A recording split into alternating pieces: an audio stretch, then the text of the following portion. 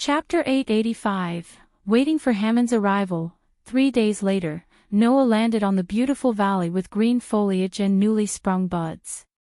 Majestic mountains surrounded this valley, void of any life, and had a story to tell about an unspeakable horror that transpired several years ago. "What do you sense, teacher?" Noah asked Andreas after he landed in the middle of the valley. Andreas' ethereal figure appeared before Noah. Following Noah, several guardians and a guardian ship came to the scene. The flying ship cast a large shadow upon the ground as more and more guardians carrying various tools descended from the ship. While Andreas was looking around the valley, beyond the distant horizon, dark and vengeful cloud formations started to imprint their marks on the crystal-clear blue sky, signifying the imminent arrival of an intense and powerful thunderstorm. "Lots of people died here, Noah," Andreas said. Noah heaved a long sigh as he expected Andreas to tell him otherwise. When Ghost was in his home, he said something about a village called Hog's Feet in Gondolin. The moment Noah asked Hammond about this village, Noah saw the utter terror and shock in his eyes. Noah didn't want to believe Ghost was wrong about Hammond. However, the look in Hammond's eyes when he asked about the village was apparent. Hammond hid his involvement in the village's disappearance until Noah pressed him. "What are your orders, Supreme Guardian?" Neela came to Noah carrying a pickaxe with several runes engraved. In addition to the guardians with digging tools such as pickaxes and shovels, several drillers and contraptions capable of excavating got dropped from the ship above. "Dig here," Andreas said to Neela. Noah's team and the others had no idea what was buried in the ground. Since they were ordered to dig, each had their own idea. Some thought of priceless artifacts, and some thought of a dungeon. As the first drilling contraption penetrated the ground, strong gusts of wind were unleashed and started to impulse the dim and murky clouds closer and closer. The once clear sky was steadily engulfed by darkness. Clusters of storm clouds washed away the sky's brilliant colors. These dark clouds created irregular openings in the nebulous sky, simulating a vast abstract painting with every imaginable color. The air started to feel thick and heavy, as though it was trying to suffocate the valley. Howling and wailing came the barren wind as darkness enveloped the valley. Noah looked up at the darkness in the sky and imminently thought of Ghost, the god of darkness. He felt like Ghost was watching and laughing at them. "He is going to be right again," Noah said. "No, Noah. He just sees the darkness in everyone and assumes the worst of them." "You do the opposite," said Andreas. "Maybe I should change how I see things." Andreas shook his head as he flew closer to Noah. He floated beside Noah and watched the guardians dig silently for a few moments. "I have lived for thousands of years, Noah. My long life has allowed me to see through people for who they are. Hammond is no murderer. We don't know the complete story of what really happened here or who was responsible for it. But I can tell you one thing, the Empress was in on it. Nothing would happen without her knowing, so how did she not know what happened here? And ask yourself this question, how did the Dark Lord know about this?" said Andreas. A sudden bolt of lightning shattered the darkened and ominous sky in the utmost vicious manner, snapping Noah out of his train of thought. Earth-shattering rumbles of thunder followed the lightning and sent shockwaves to the surrounding areas pugnaciously. Then for a short moment, everything retreated into oblivion. The relentless wind held its breath and intensity. Abruptly, several twisted streaks of pure light tore open the dark sky, opening the way for a heavy downpour. The rain came down from the sky like an army of miniature arrows, destroying everything in their paths. Bolts of giant lightning, devastating thunders, and unpredictable rhythms of the merciless torrential rainfall unleashed the evil force of nature. The wicked thunderstorm continuously exerted its intense attacks on the valley and the guardians. The sky had opened, releasing continuous heavy rain, which flooded every corner of the valley, filling the holes created by the contraptions. The rock-like raindrops were pounding and hammering against the contraptions with a vigorous rhythm as rumbling thunders replicated the perpetual pounding sounds of a drum concert. Water levels slowly rose in the valley, threatening to stall the Guardians. The Dark Lord was threatened by Hammond and his intelligence, Noah. He will do anything to manipulate you into punishing Hammond, Andreas stated. Eventually, the Guardians managed to dig a large hole and waited for Noah to venture into the dark hole. Noah strolled toward the hole under the heavy downspout. When he reached the edge, Neela and his team of elites, including Alvaro, came to his side. "What do you hope to find in there, Supreme Guardian?" asked Neela. However, Noah did not give them any answer. Instead, he just stepped forward and fell straight into the hole. While falling down, Noah summoned a ball of light to illuminate his surroundings. He descended for a minute but saw nothing but mud around him. When Noah hoped everything Hammond said would turn into a dream, he began to smell the strong stench of rotting corpses. The smell overwhelmed Noah and almost made him throw up his inside out. Noah immediately stopped descending and formed a bubble around his face to filter the air. Even for a god like him, the stench was too much. He slowly descended down with an orb of light hovering above his head until he saw a face in the mud. Noah was taken aback by the sudden appearance of the rotten face in the mud as he flew back a meter. The face had yellowish eyes as skin slowly fell down, revealing grayish facial bones. The face looked fresh despite being buried in the ground for 5 years. Once Noah returned to where he saw the face, he touched the head as it fell off from the mud. Soon, Noah conjured several orbs of light and willed them to float around the hole. To his shock, the light illuminated countless bodies, barely decomposed to the bones. In fact, something kept the bodies from decomposing. Noah's heart sank, looking at the bodies buried within. He even noticed children among them. "Am I the only evildoer and criminal in your eyes?" The Dark Lord's words rang in Noah's head. Hammond had a hand in all this, Noah mumbled under his breath.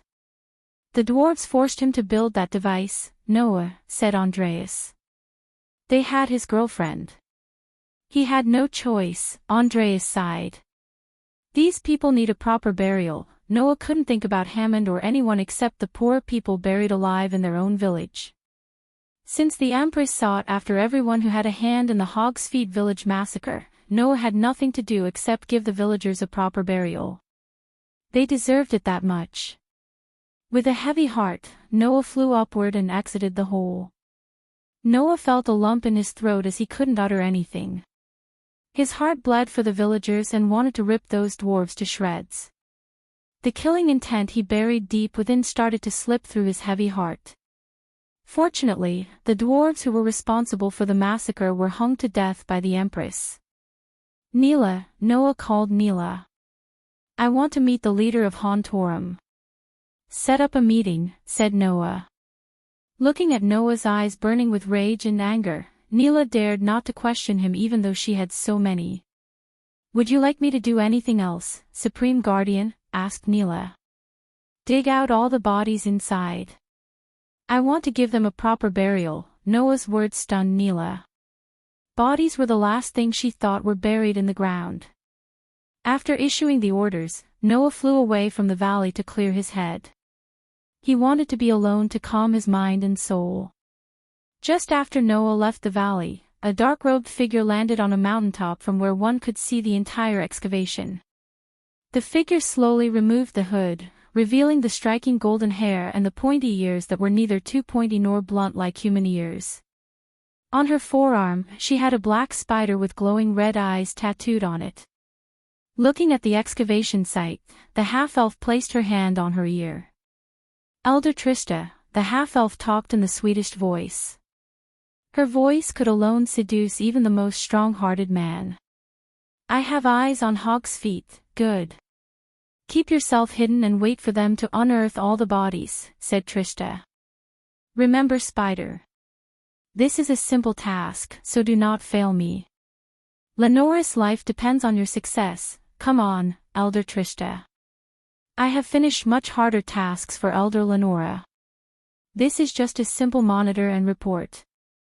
If anything, this task is way beneath my standards," Spider snickered.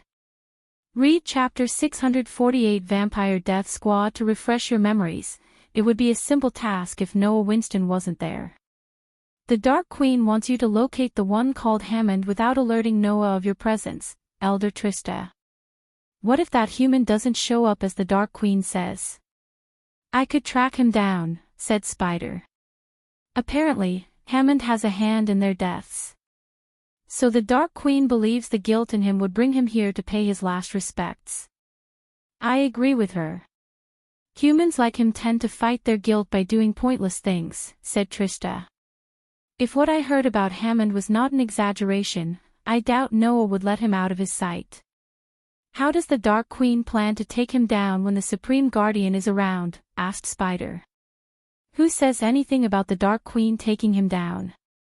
Trista asked Spider. Her silence spoke more volumes, and the mere thought of seeing him stirred the excitement Spider hadn't felt in years. Report to me as soon as you see Hammond. Then, you might get to see the Dark Lord as you wished. Chapter 886, The Dark Lord sends his regards. The Phoenix Island glistened beneath the full moon like a jewel atop the clear blue sea. A couple of ships sailed toward the island to conduct business with the Phoenix Manor. To the naked eye, Phoenix Island looked no different than before. However, the entire island had a defensive array that formed an energy dome around the island. Lord Julius, the leader of Phoenix Manor, spared no expense in increasing the island's security. He was one of the few who made enemies out of Ghost while still a body-strengthening stage warrior. At that time, Julius never considered Ghost the Dark Lord, the most feared person in the world. Is this the place? Asked Vidora sitting atop Gaia's shoulders. A big burly figure standing almost 7 feet tall hovered behind Gaia with a giant axe on his back. The big man's eyes glistened like rubies under his dark hood. I doubt they would give us a warm welcome, so we should let ourselves in, Gaia said coldly. What a pity. That fool should have accepted our offer, Saber sighed. 2 days ago, Gaia sent one from the Dark Army to Lord Julius regarding a meeting between him and Gaia. She wanted to establish an alliance to distribute the Red Bliss, Michael's new brew, throughout the Elon and Azer continent. Despite what happened to her during her last visit to Phoenix Island, Gaia decided to forgive Julius and be a better person. To be honest, Gaia needed Lord Julius' connection and his operation to distribute the Red Bliss efficiently. Not that Gaia could not build a distribution system, but it would take at least a year to create a large-scale operation like Lord Julius. The Dark Army needed a revenue stream as soon as possible. So Gaia had no time to create a distribution system from the ground up. For some reason, Lord Julius did not only refuse to meet her but also hung the messenger to death as a warning to the Dark Army. Now that Lord Julius had dared to kill the Dark Lord's man, Gaia decided to visit him personally. As she slowly floated toward the island, Gaia took out a golden scroll and tore it in half. Countless golden pecks of light scattered from the scroll as they formed a glowing rune in the air. The rune vibrated for a moment before dashing toward the island. Gaia watched the rune fly until she saw the rune hit an invisible wall and create ripples in the air. The rune was stuck to the energy dome as Gaia tore another golden scroll. Just like before, another rune appeared from the specks of light and flew straight to the rune. When the two runes came closer, they merged to form a glowing sword that cut through the energy dome. Once the sword created an opening for Gaia, she squeezed through the cut with the big burly man. The golden sword formed from the runes vanished after a few seconds as the cut in the energy dome slowly closed itself. I know Aladar's rune will work, said Sarba. Shoo! Gaia shushed them as she noticed several guards flying around the island and soldiers patrolling the island on the ground. The weakest of the guards seemed to be at the core formation stage, and the strongest was at the half-immortal stage. As Gaia expected, the half-immortal was a beast man. He had the lower body of a muscular human and the upper body of a wolf. With crescent-shaped blades, the wolf-headed man led a group of soul refiners around the island. Do you want me to take care of him, my lady? The man hovering behind Gaia asked in a thick voice filled with bloodlust. I like your enthusiasm, Bear. But let's greet Lord Julius first. If the wolf intervenes in our business, you can have him, said Gaia. Bear nodded. Gaia could have taken anyone from the vampire squad, but she chose Bear for his method of killing. According to Trista and bartender Donovan in the vampire tavern, Bear was the best man for the job when one needed to make a bloody statement. His monstrous physical stature, coupled with vampire traits, made Bear a ferocious killing machine. To be honest, Gaia couldn't wait to see him in action. They had big plans for the Vampire Death Squad, and this was Gaia's first test to see how they operate in missions. Blending with the darkness, Gaia slowly flew toward the lavish faunic manor surrounded by majestic waterfalls and red maple trees. With a flick of her wrist, Gaia took out a sparkling silver potion from her space ring. She chugged the potion down her throat and tossed another one to Bear. He caught the potion with his big hand and looked at Gaia with a bewildered look on his face. "Drink this. It will mask our scent," said Gaia. Since Lord Julius was a beast man, he hired most of his guards from the beast kingdom. These beast men relied on their sense of smell more than their sight and hearing. That's where this potion came into the picture. Drinking the potion would completely mask all the smell coming from their bodies and make them invisible to the beast men's noses. Once Bear emptied the potion into his mouth, he wiped off his mouth and followed behind the Dark Queen. Normally, the guards would have noticed if someone flew toward the manor, even if they were dressed in black to blend in with the darkness. However, Gaia's half-immortal cultivation stage with cosmic energy and Bear's vampire trait made them fast enough to avoid all the guards outside. Thanks to the potion, even the half-immortal stage wolf failed to sense the intruders. Instead of foolishly barging through the front door, Gaia targeted the open window on the 4th floor of the mansion. She was able to fly straight through the window, slightly adjusting her body, but Bear couldn't get his body through. So Gaia had to look around the empty room and help Bear get through without breaking the window. "I would have preferred the front door," Bear growled. "I know, big guy," Gaia patted him on the shoulder with a chuckle. Meanwhile, Lord Julius was discussing the recent events with the elders in a lavish hall. A golden chandelier hanging from the ceiling lit the hall brightly with its warm light. Narrow, washed glass windows were bordered by drapes colored the same orchid as the banners let the dazzling moonlight, adding another layer of charm to the hall. Julius sat on a radiant throne of porcelain between two lion statues. The elders had dark lines on their foreheads as they tried to form a plan to face the Dark Lord's wrath. Contrary to their advice, Lord Julius killed the Dark Lord's minion. "Lord Julius, I have sent a messenger to the Beast Kingdom, asking the Beast King for his help. While we wait for his response, why don't we inform the Guardian Guild and the Supreme Guardian about all this?" A short-haired man with a brown goatee said. "We beast men do not need the help of a human, no matter his status." "All humans are the same," Lord Julius growled. "Once the Beast King sees my letter, he will contact the Beast Clan and send us the Harbingers. We can hold the fort until then." The elders weren't completely on board with Julius' plan to go against the Dark Lord. To be honest, most of them wanted to accept the Dark Lord's offer instead of going against him. If Julius had accepted the offer, they could have asked the Dark Lord permission to conduct business in the southern continent. At the moment, the Dark Lord's forces controlled the sea around the southern continent.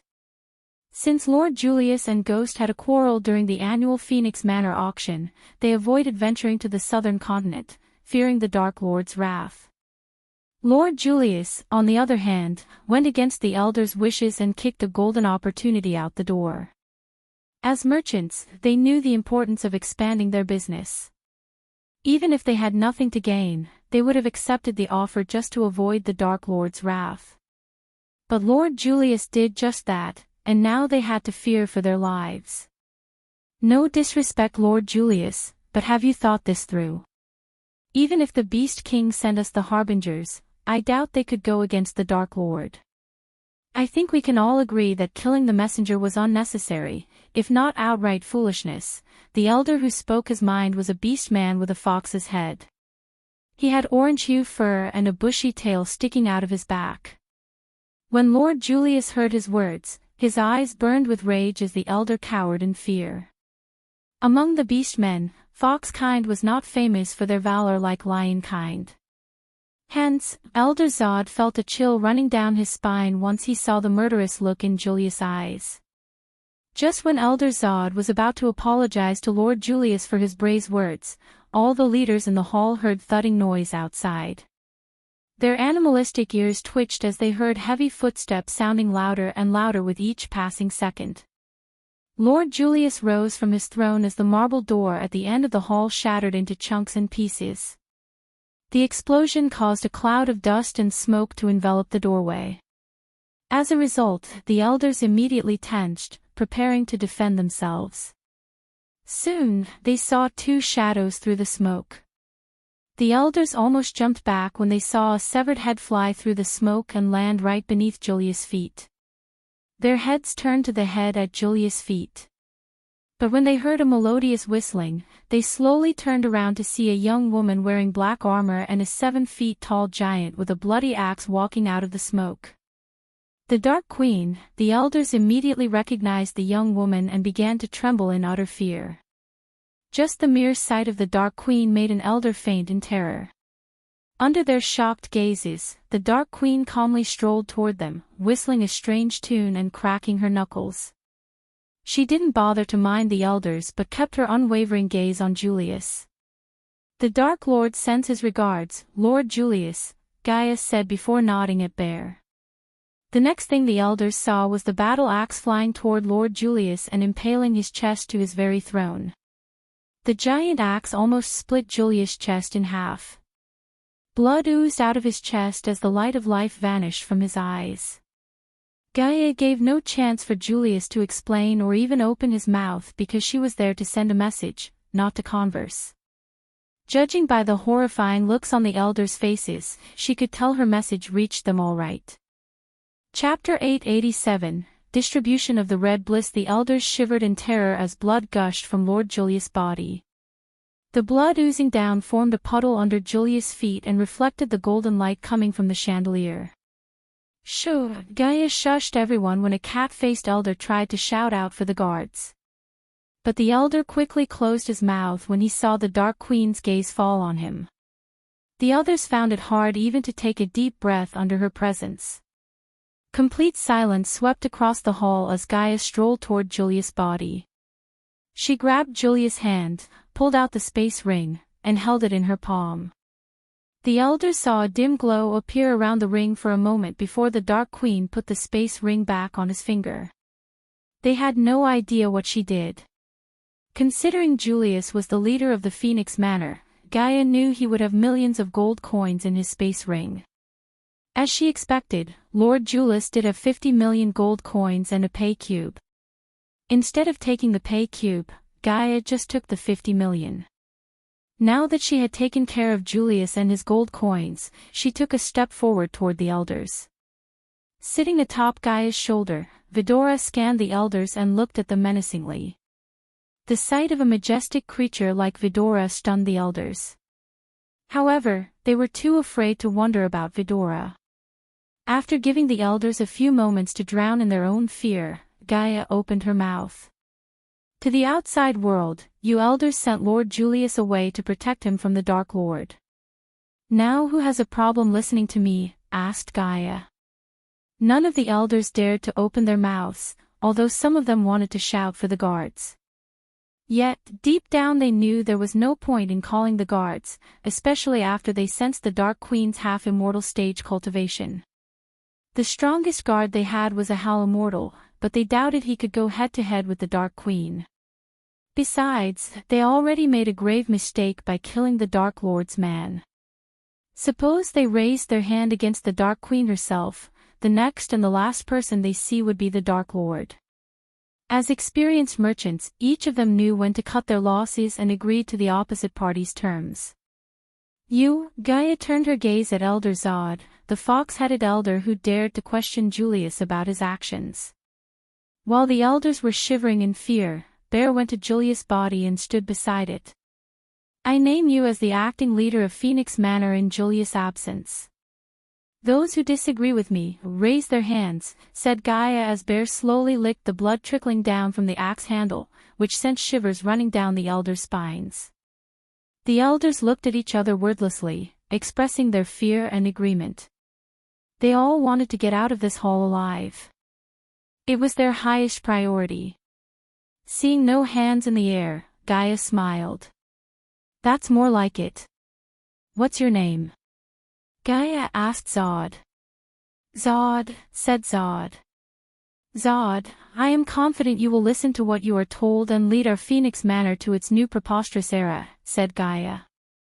After giving a few moments for the elders to comprehend everything and calm their minds, Gaia continued. I am certain each of you must have gone through countless complex business transactions. On the contrary, what I offer is simple. Distribute our products through your channels, and each will get 5% of the profit. Go against us in any way, we will kill you, next of your kin, and take half of your wealth as a statement. I am mean, come on, Gaia shrugged. The Great Right clans won't come to save you, just like they didn't come to save Ithalin. They witnessed the Dark Lord slaughter thousands of soldiers without raising a finger. So do you think they would come to rescue a single beast man? You know better than that. Unlike them, the Dark Lord takes care of those who follow him. He can make you a very rich person or a dead one. The choice is yours, said Gaia.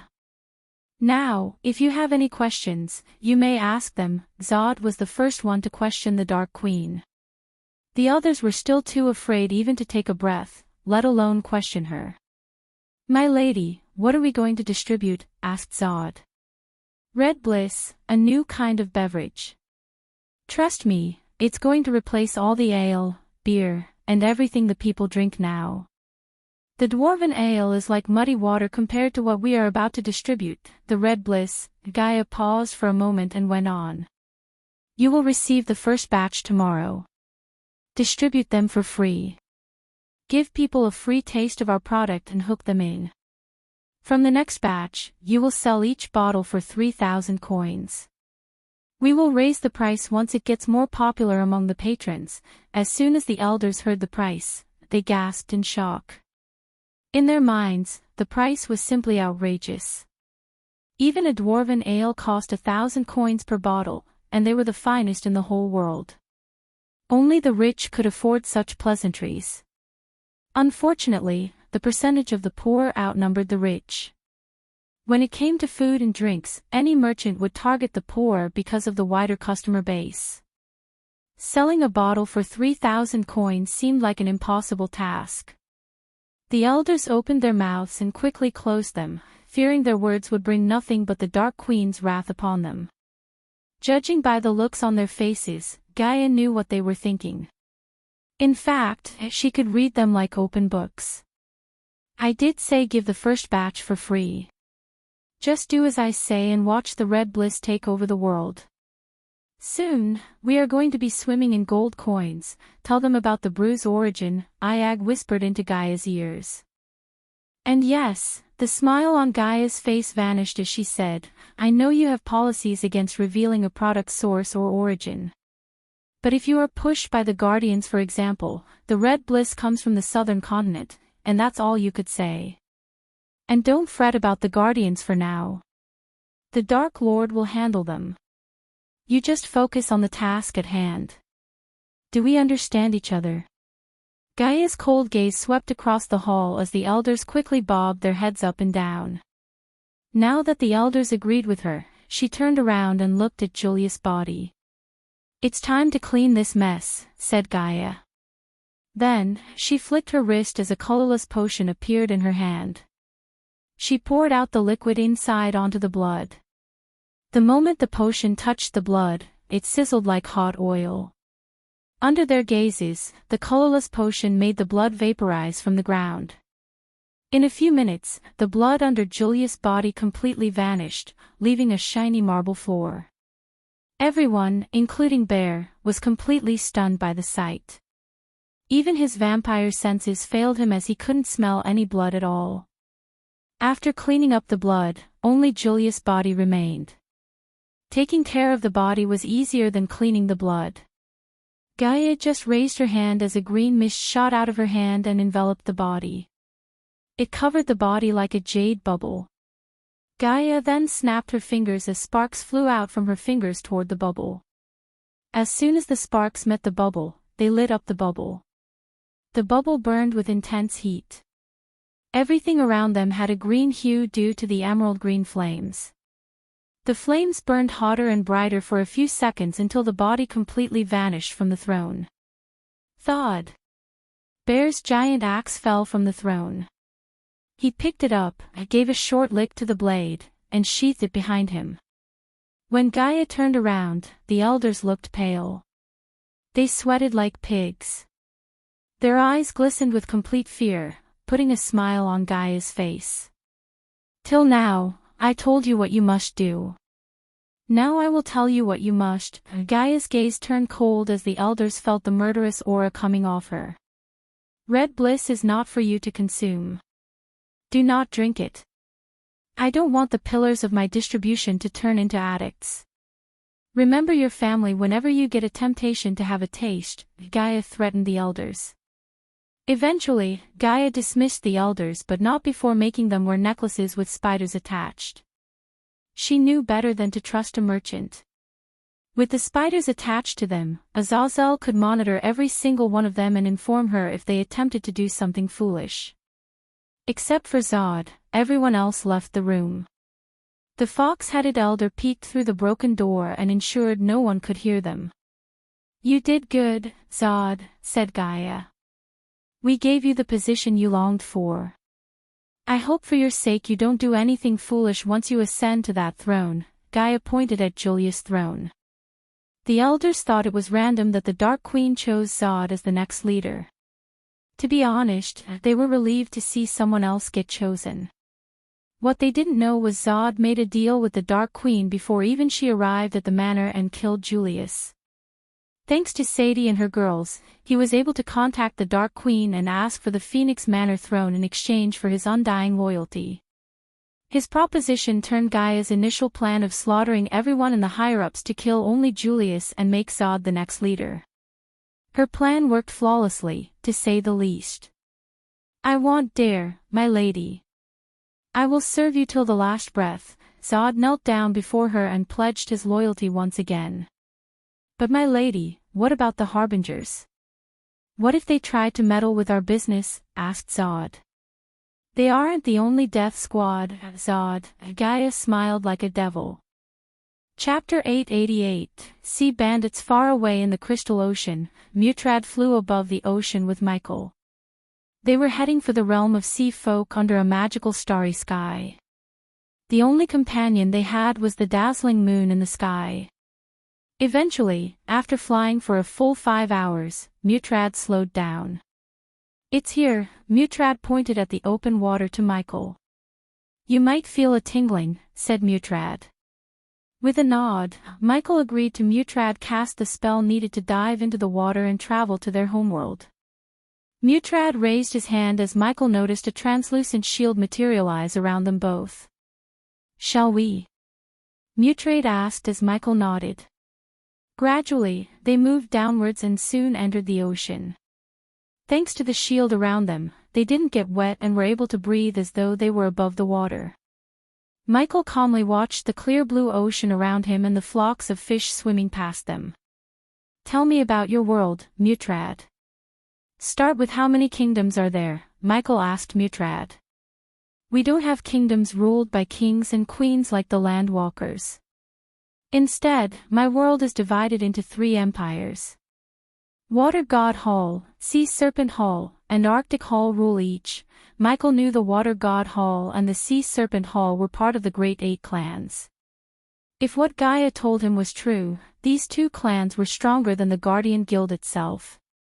Unlike the Guardian Guild, the Sea Folk clans waged way fewer wars and avoided meddling in others' affairs. Each of them is not a clan per se but an empire itself. Michael took a mental note of everything Mutrad said. The earthen who forged the medallion is in the Sea Serpent Hall. While Michael was flying with Mutrad, he learned a few things about the sea realm. For instance, the sea folk had 5 races: mermans, earthens, wraiths, inferiors, and giants. Mutrad belonged to the wraiths kind, who could transform into humanoid form to walk the land. Apparently, the rest of the sea folk kind did not consider inferiors as their kind since they were technically land whalers. According to Mutrad, children who got lost in the sea would be taken by the sea realm and raised among other land walkers. Michael was surprised to learn that there were thousands of land walkers, including humans, elves, dwarves, and beast men, living in the sea folks as inferiors. They were raised from a little age to fight and die for the sea folk in wars. Luckily for them, sea folks hadn't entered into a large-scale war in thousands of years. However, if a war did arise, the inferiors had to fight in the front line and serve as cannon fodders to the rest. Keep in mind, while you are in my world, you will be considered an inferior. Certain places are restricted for you from entering. And please try not to start any wars, Mutrad pleaded with Michael, only to see him chuckle. I thought you loved wars. War is evil, but it is often the lesser evil. Dark Lord, I have no quarrel against your kind Mutrad, even though they sent you after me. But if they had taken Harry, that's another matter entirely. I hope for everyone's sake it's not the case, Mutrad sighed. Me too, Mutrad. Me too. They continued to dive deeper into the ocean, and eventually, everything around them turned dark. Michael looked around the dark ocean in wonder, as this was the first time he had gone this much deep into the ocean. Without the shield around them, he could tell they would be crushed by sheer pressure. Obviously, the darkness made Michael feel stronger. Despite how strong he felt, the unknown territory and the utter silence slightly caused uneasiness in his heart. Once I drop you in the sea serpent hole, look for a great whale tavern. You might not believe it, but my world is not that much different from yours. We have all the bells and whistles. I will return after I finish dealing with some things in the Arctic Hall, said Mutrad. You don't have to. You have already jeopardized your position by escorting me into your world. Just give me the name of the earthen, and I will take care of the rest. Thank you, but I already arranged for someone to help you during your stay in the sea realm. He is an inferior, but he knows the realm like the back of his hand. He will meet you in the Great Whale. Once you reach the tavern, look for a red-haired one with freckles. What's his story? Asked Michael. The typical. Inferiors don't have much to tell about them. He was found in a shipwreck as a baby. We took him in, and he has lived in the realm ever since. You trust him? Mutrad shook his head. He is trustworthy enough.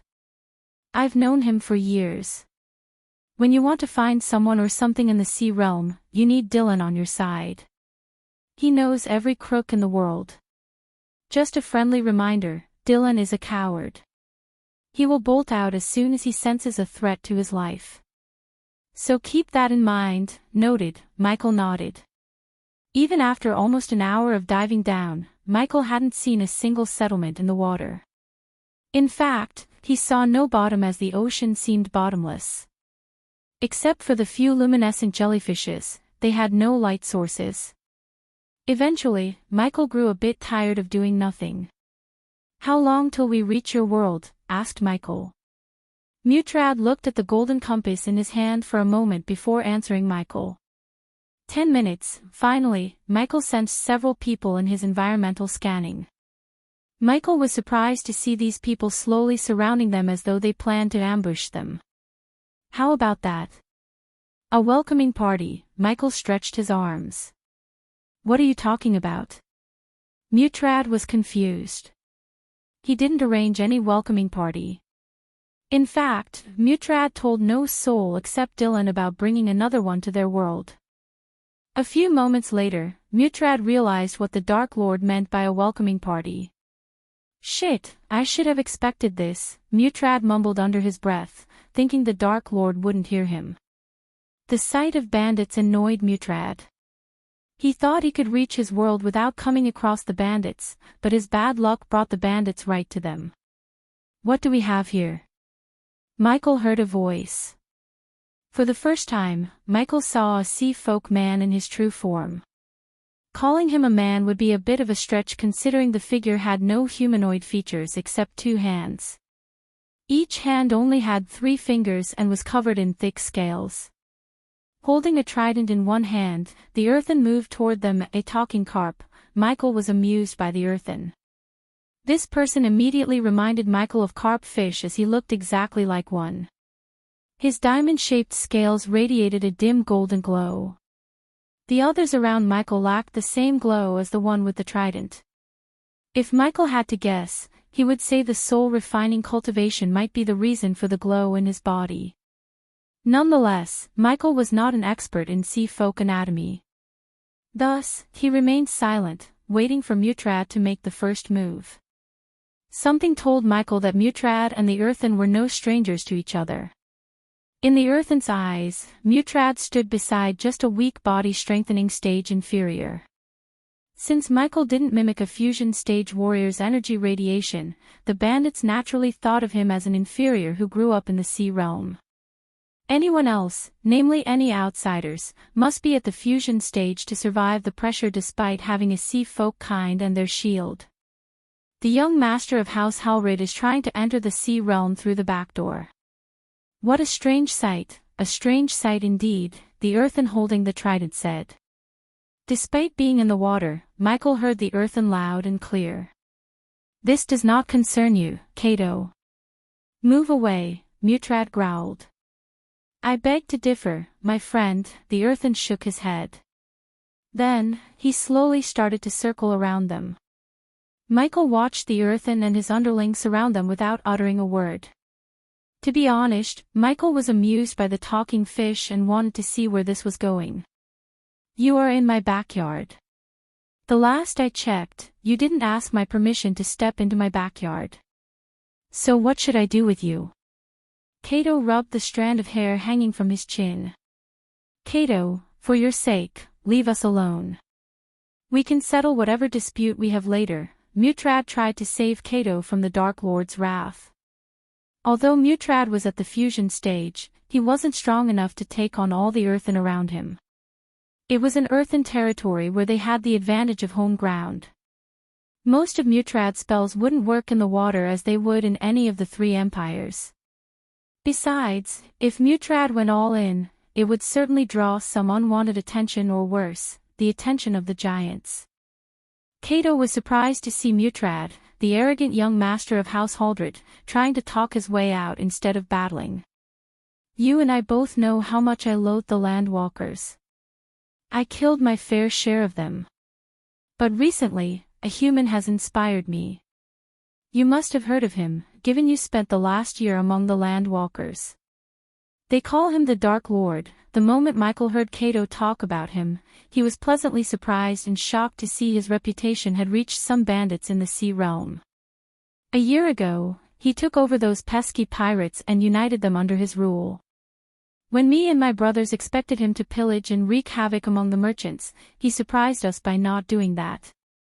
You know what he did? Cato paused and moved to meet Mutrad in his eyes. He put a rule that to conduct business in his waters safely, the merchants have to pay a percentage of what they transport. Now some of my brothers thought, why take a pie when you can have the whole pie? Do you know what I said? Cato waited until Mutrad shook his head. I said if you take the whole pie forcefully, the people will eventually stop bringing pie altogether.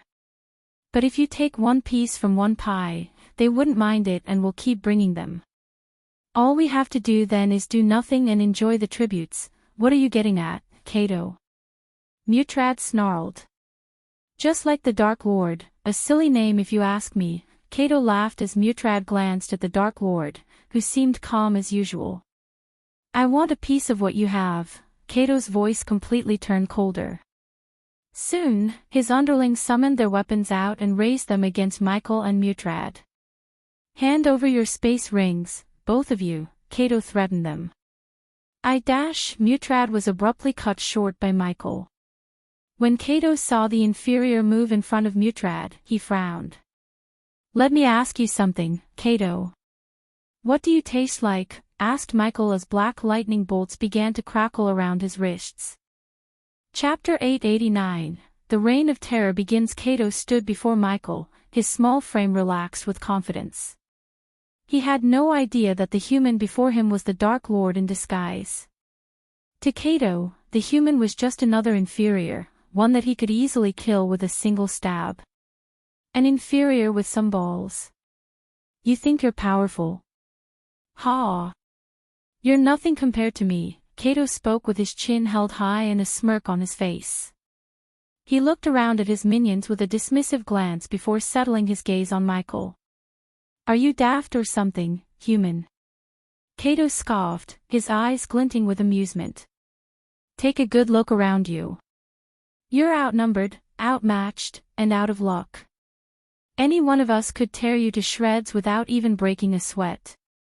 He pointed his fingers at his minions around Michael and Mutrad. You really thought you could take on a group of seasoned warriors like us? You must be either incredibly brave or incredibly foolish. Which is it? Cato then turned his gaze to Mutrad, who knew the situation had gone out of his hands. Instead of amusing Cato with words, Michael just narrowed his eyes, focusing all his power on the arrogant fool in front of him. The Dark Lord had had enough of Cato's antics, and he was ready to put an end to them once and for all. Floating outside the energy shield, Cato sensed the Dark Lord's approach and snarled, baring his razor-sharp teeth. But before he could raise a finger, the Dark Lord unleashed his power without hesitation.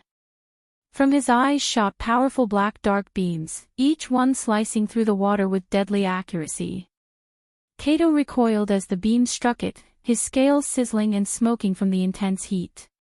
Since Michael wanted to prolong the battle for his own amusement, he didn't go all out in the battle. Thus, Cato survived the dark beams and shouted at his minions to strike them down. Break their shields and end them. Cato's scream echoed through the water. Despite the number of bandits around them, Michael held his ground. His power was overwhelming, and he showed no mercy. Each time the Dark Lord fired, the laser beams penetrated the head of a bandit, ending their life. The water boiled and sizzled as the beams sliced through the water with deadly accuracy, leaving a trail of smoking corpses in their wake. The remaining bandits tried to dodge the beams but were too slow.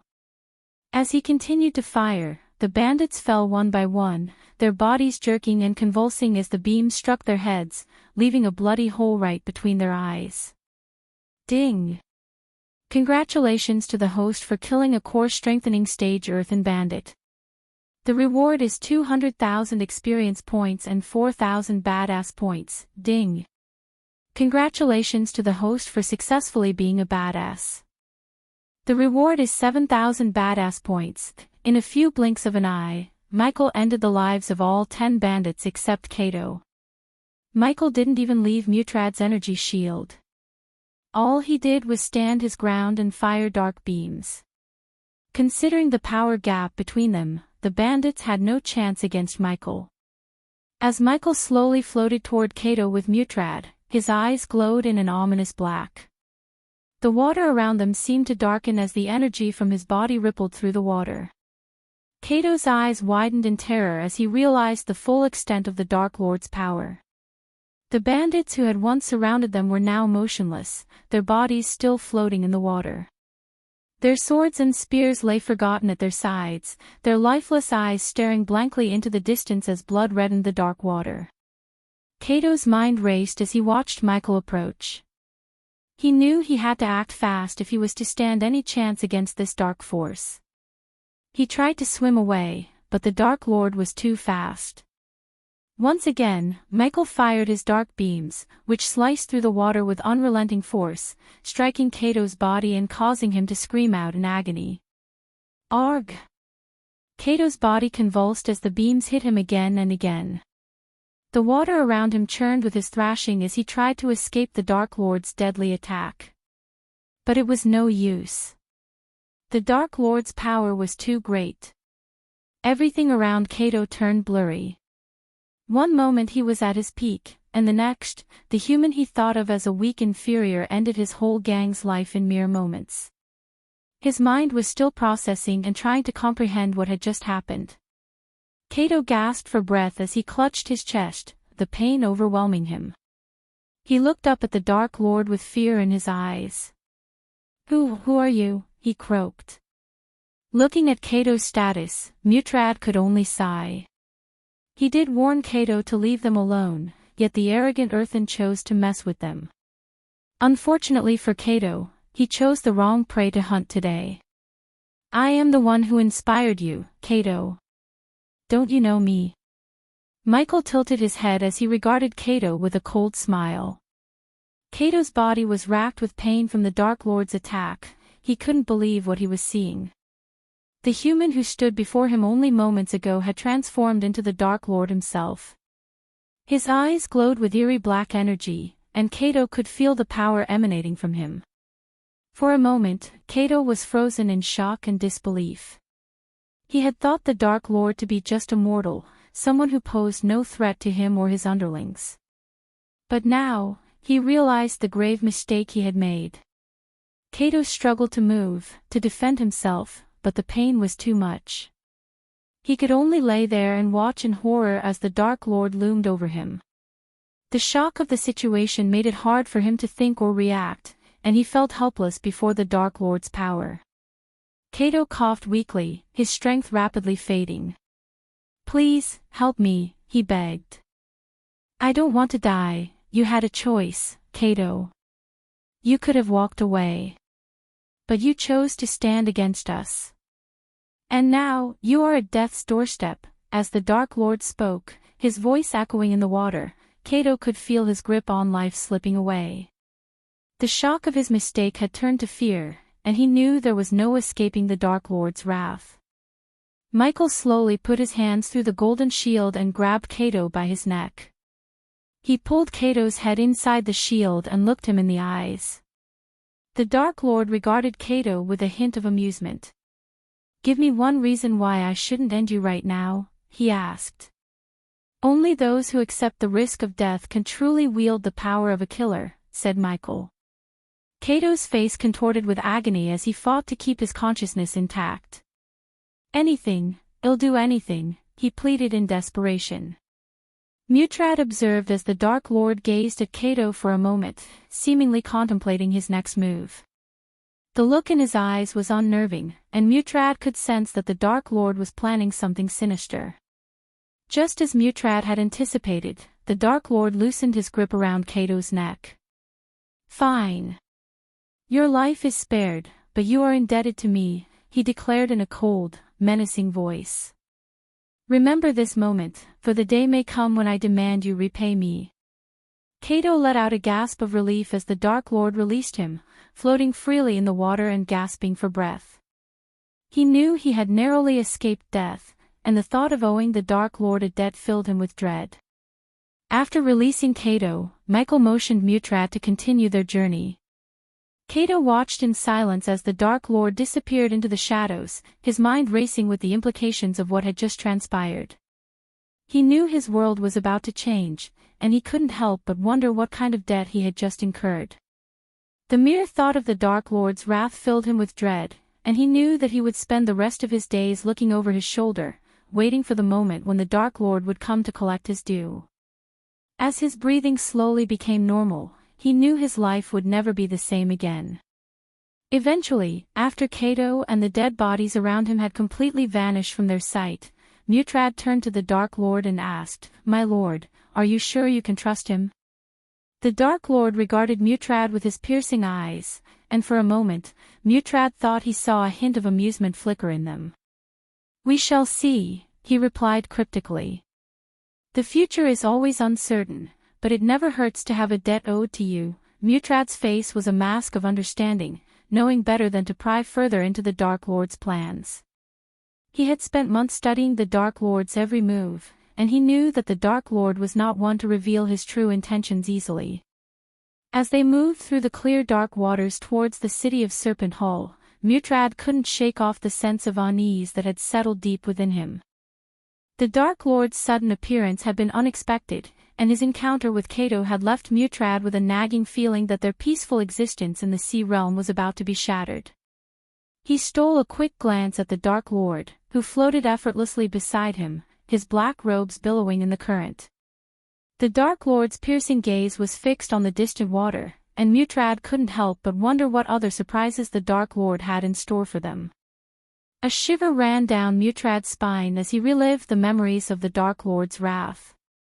The sight of Ithelan's soldiers and the royal family of Thusia being mercilessly slaughtered and reduced to ruins by the Dark Lord was etched into his mind. It was a gruesome display of the Dark Lord's power and utter disregard for life that left Mutrad with a deep sense of unease. He couldn't help but think about the safety of his own world. Mutrad had made the decision to serve the Dark Lord in the first place to protect his world from the same fate as Ithelan. But as he glanced at the Dark Lord beside him, he couldn't shake off the feeling that something sinister was brewing. Mutrad knew the Dark Lord was capable of anything and was determined to do whatever it takes to prevent his world from becoming another Ithelan. Chapter 890, The City Beneath the Sea. Finally, Michael drifted through the dark water and spotted something in the distance that made him rub his eyes in disbelief. It was a glimmering city, seemingly made of white coral and shimmering pearls, resting on the sea bottom. The city was surrounded by a shimmering energy field that sparkled, protecting it from the surrounding waters.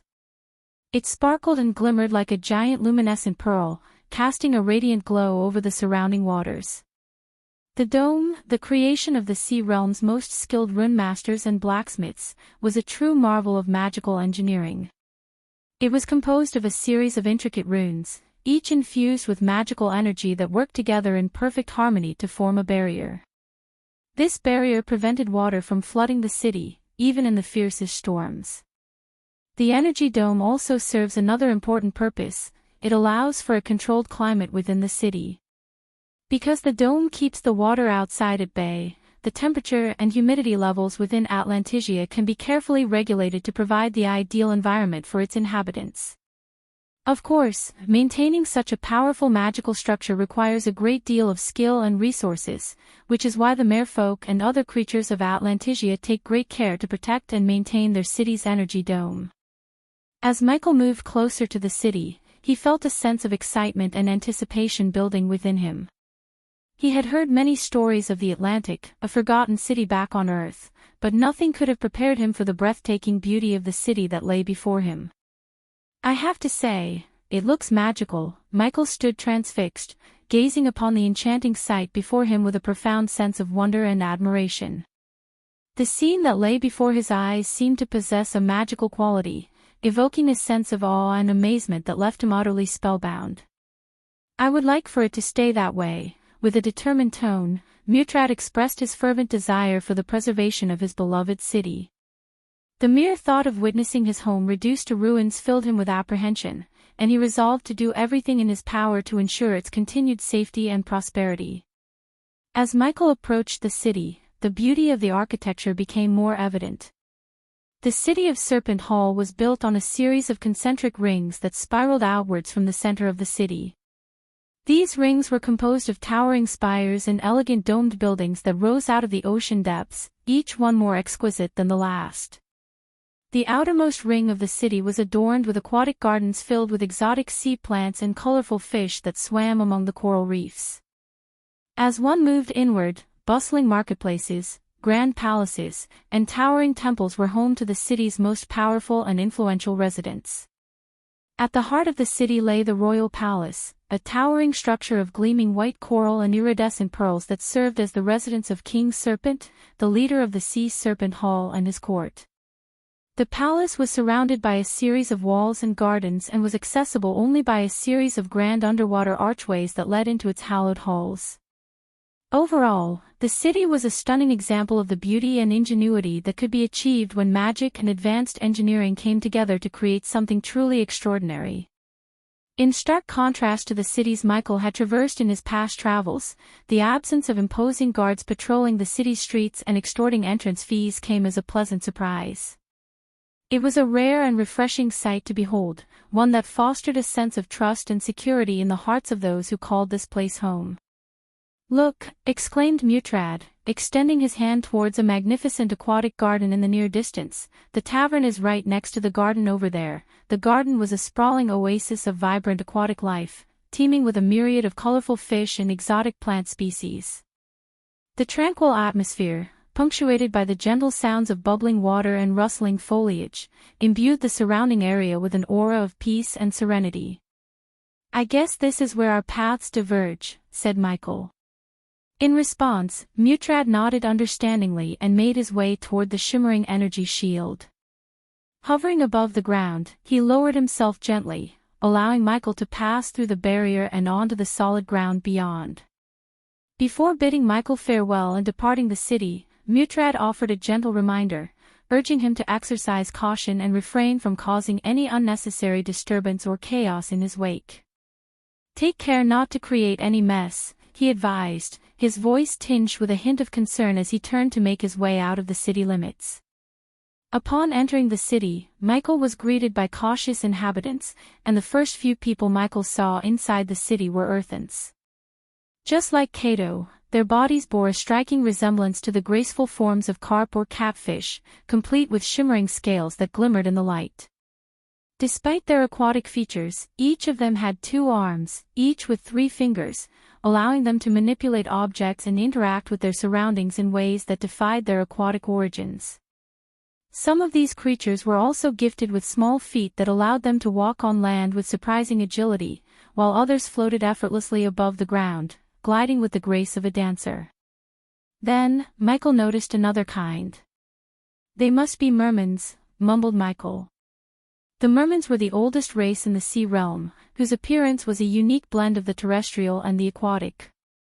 Their upper bodies were akin to that of an elf, possessing an ethereal beauty that captivated the hearts and minds of all those who beheld them. Some among them did not have legs like humans and instead floated gracefully above the ground, defying gravity with their mystical powers. However, there were others who were gifted with legs and walked with a grace that was reminiscent of the elven kind. As Michael continued to stare at the people before him, he noticed a peculiar sight: humanoid creatures walking upright on 2 feet, appearing to be human at first glance. Yet, upon closer inspection, he realized that something was amiss. Had he not known Mutrad, he would have been convinced that these beings were indeed humans. But as it turned out, they were shapeshifters who had taken on the form of humans with an uncanny resemblance that made it difficult to distinguish them from the real thing. The wraiths were an enigmatic and elusive race of shapeshifters whose powers of transformation knew no bounds. Though their origins were shrouded in mystery, it was widely believed that they were ancient aquatic creatures gifted with the ability to take on the guise of any form they desired. Despite their mastery of the art of transformation, the wraiths possessed several unique features that set them apart from other shapeshifters.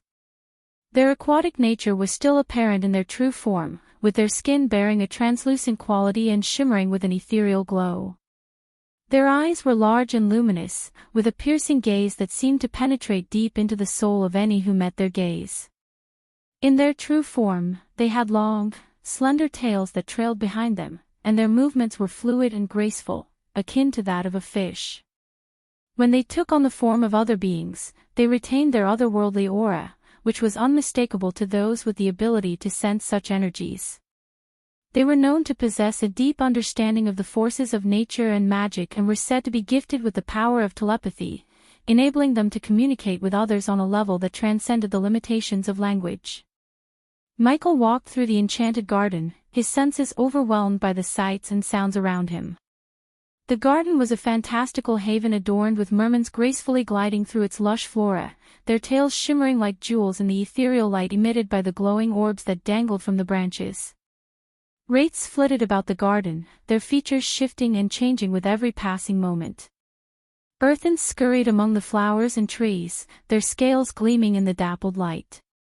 The air was filled with the fragrance of blooming flowers and the sweet songs of exotic birds.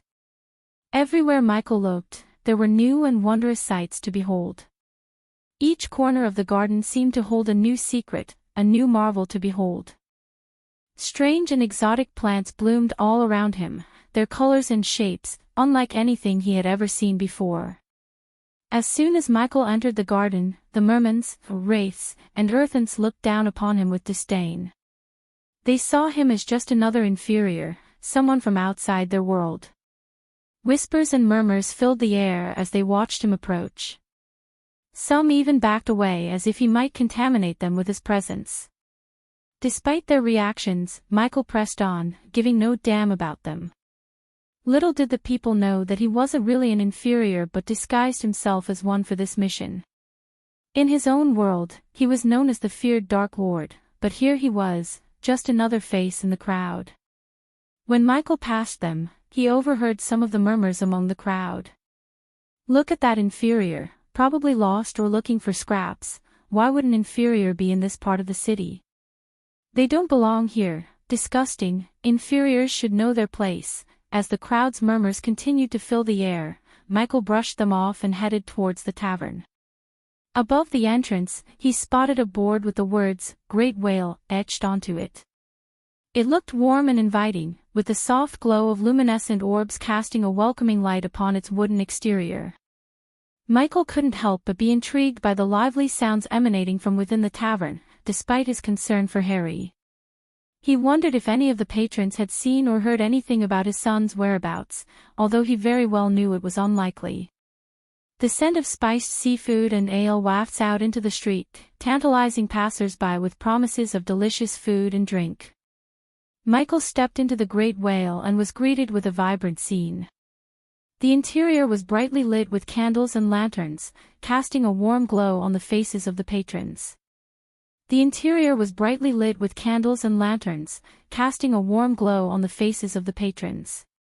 Meanwhile, the sound of raucous laughter and lively chatter filled the room, creating an energetic atmosphere that was difficult to ignore. As he scanned the room, he noticed a mix of different races, each lost in their own conversations or huddled around the bar. However, one race seemed to be conspicuously missing, the mermans. He couldn't spot a single merman in the entire tavern, and it made him wonder if they avoided socializing with other races altogether. Despite the boisterous atmosphere, Michael's attention was drawn to a group of earthens sitting in the corner, deep in conversation. He couldn't help but overhear them talking about some recent events in the city, and he wondered if they had any clues that the Dark Lord was among them. Michael's eyes adjusted to the bright interior as he scanned the crowd, searching for any sign of Dillian.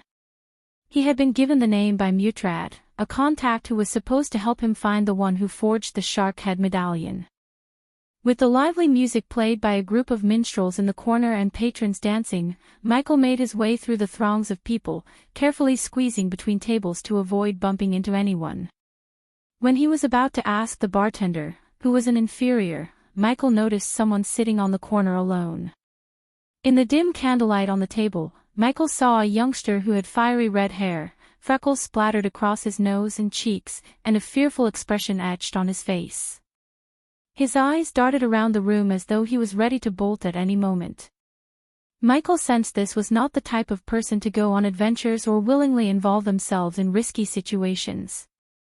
Instead, he looked like he spent a lot of time in shady places, surrounded by unsavory characters. Michael was certain that the red-haired youngster he saw was Dillian, as he matched the exact description provided by Mutrad. There was no mistaking it. Upon Michael's approach, Dylan's eyes narrowed slightly as if sizing him up with a quick once-over. However, after a moment, he seemed to relax and offer a small smile, conveying that he wasn't entirely hostile to Michael's presence. "You must be Dillian," said Michael before pulling back a chair and taking a seat opposite him. "Do you know who I am?" After Michael took a seat opposite Dillian, he asked the young man. In response, a sudden glimmer of shock and fear emerged in Dillian's eyes, causing Michael to notice how his body stiffened and recoiled slightly at the sound of his voice. A bead of sweat formed on Dillian's forehead, and his eyes darted around the room as if searching for an escape route. It was evident to Michael that Mutrad must have warned Dillian about him and perhaps even told him that Michael was the notorious Dark Lord. Dillian nodded slowly, his body still tense with fear. "I know you must be scared, Dillian," Michael said in a calm and reassuring tone. "But I'm not here to harm you. Mutrad sent me to find you. He said you could help me with something." Chapter 891, a meeting in the tavern. As Michael and Dylan chatted in the dimly lit corner of the tavern, an earthen waiter approached their table. The waiter had a sleek and streamlined body with shimmering scales that glinted under the tavern's flickering lights. Her face was elongated and tapered, and her large eyes glowed with an otherworldly luminescence. "Hello, gentlemen. What can I get for you?" the server asked, her voice carrying a faint hint of an accent that Michael couldn't quite place. Dylan grinned at him, revealing a mouthful of freckles. "I'll have my usual," he said, winking at the waiter. Dylan's lack of experience in the world outside of the sea realm meant that he wasn't too intimidated by Michael. Once Michael assured him he meant no harm, Dylan relaxed and resumed his usual demeanor. The server rolled her eyes playfully. "You know I can't serve you that here," she said, shaking her head. Dylan chuckled. "Fine, then. How about a pint of your best ale?" The server scribbled something down on her notepad before turning to Michael. "And for you, sir? I'll just have fruit juice, please." "No booze for me," Michael said, offering a polite smile. The server nodded, jotting down his order. "Coming right up," she said before heading back towards the bar. Dylan looked at Michael, a curious expression on his face. "No booze, huh? You're a cautious one, aren't you?" he said, taking a sip of the ale in his mug. Michael shrugged. "I just prefer to keep a clear head," he said. Dylan nodded, taking another sip of his ale. "Can't say I blame you. This place can be dangerous if you're not careful," he said, his voice lowering to a whisper. Michael raised an eyebrow. "Dangerous? What do you mean?" he asked. Dylan leaned in closer, his freckled face growing serious. "There are a lot of unsavory characters who come through here. Criminals, smugglers, that sort of thing. You never know who you might run into," he said, his eyes scanning the room. "One of these unsavory characters happened to cross my path," Michael said calmly. Dylan became wary of Michael's words. As someone who prided himself on knowing every scoundrel in the city of Serpent Hall, he couldn't help but become curious when Michael mentioned encountering one of them. "Do you know who he is?" Dylan asked, his curiosity piqued. He hoped that Michael's response would shed some light on the type of person he was dealing with. "Cato, I believe," said Michael calmly. As soon as Michael mentioned the name Cato, Dylan nearly spat out his ale. Cato was one of the most feared criminals in the waters outside the city, and Dylan couldn't believe that Michael had dealt with him and came out unscathed. Suddenly, Dylan felt a wave of fear wash over him as he realized just how little he knew about this mysterious stranger sitting across from him. "What did you do?" Dylan asked, his voice slightly trembling with fear and curiosity. "He's still alive if that's what you're asking." "But I can't say the same for his minions," Michael replied, his tone casual and unconcerned. Dylan let out a sigh of relief, realizing that Michael had dealt with Cato without killing him. As much as Dylan despised Cato for his despicable deeds, he knew that his demise could create a power vacuum in the criminal underworld, inviting even more dangerous and ruthless individuals to take his place.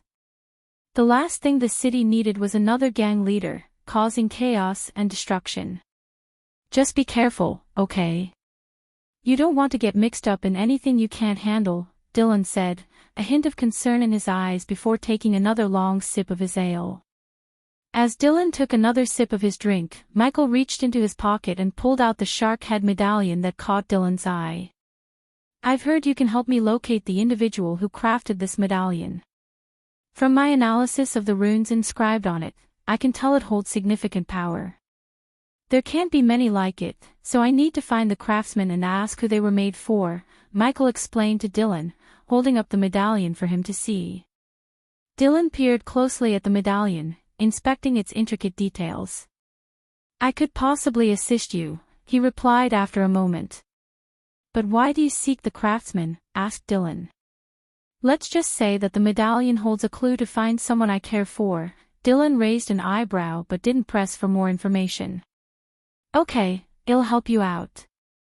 But it won't be simple. The craftsman you're searching for is known to be extremely private and doesn't accept just any customers. Does he have a name? Michael asked. Dylan took a sip of his ale before answering Michael. So, the craftsman you're looking for is Eric. He's an elder of one of the most powerful noble families in the city. Merman through and through, so be careful not to offend his pride. Michael raised an eyebrow. Merman. I've heard they're quite reclusive and rarely socialize with other races, Dylan nodded. Yeah, they're proud of their heritage and don't take kindly to outsiders. But Eric's the best at what he does. He's the one who crafted that medallion you're holding, and there's a good chance he knows who he gave them to. I see, said Michael, taking another look at the medallion. Well, I appreciate the warning. Do you know where I can find Eric? Dylan typically didn't offer his services without a fee, but he made an exception for Michael. This was no ordinary job. Mutrad had personally instructed Dylan to do whatever Michael asked. Knowing that Mutrad would owe him a favor was worth more to Dylan than any amount of money. Dylan reclined in his seat, pondering for a moment. Actually, I think I know where to find him, Dylan said, rubbing his chin thoughtfully. Eric's nephew is the best place to start. Lucky for you, I know where to find the young lad. Only one problem though, they are not very fond of outsiders either. Well, we'll see about that. But first, let's find this nephew of Eric's. Dylan rubbed his chin thoughtfully. Eric's family runs a dance house in the city. It's quite exclusive, and only the most affluent clientele are allowed in. But Eric's nephew often visits the place. If we're lucky, we might be able to catch him there. Just one thing you should know, they don't usually welcome inferiors like us. As Michael was about to ask Dylan to finish his drink and lead the way to the dance house, the wooden door of the tavern creaked open, causing Dylan to turn his head in the direction of the entrance. His eyes widened in shock as he saw the group of mermans entering the establishment. Among them was a young man with an air of confidence who led the group, and Dylan recognized him immediately as Eric's nephew. Dylan couldn't believe his luck. Just as he was about to lead Michael to find the young man, he had walked right into the tavern. Dylan's surprise was evident on his face, and he quickly leaned over to Michael and whispered. Excitement surged through Dylan as he leaned over to Michael, his whispered words betraying his astonishment. That's Eric's nephew, he said, his eyes widening in disbelief. The very one we were just about to search for. We don't even have to leave this tavern now. Either you're incredibly lucky, or he's incredibly unlucky. Michael was taken aback to see Eric's nephew in the same tavern as him. He was used to having to perform tiresome tasks before getting what he wanted, but this time it seemed as though luck was on his side. Upon turning around, Michael saw a merman who stood tall and proud, exuding an air of arrogance.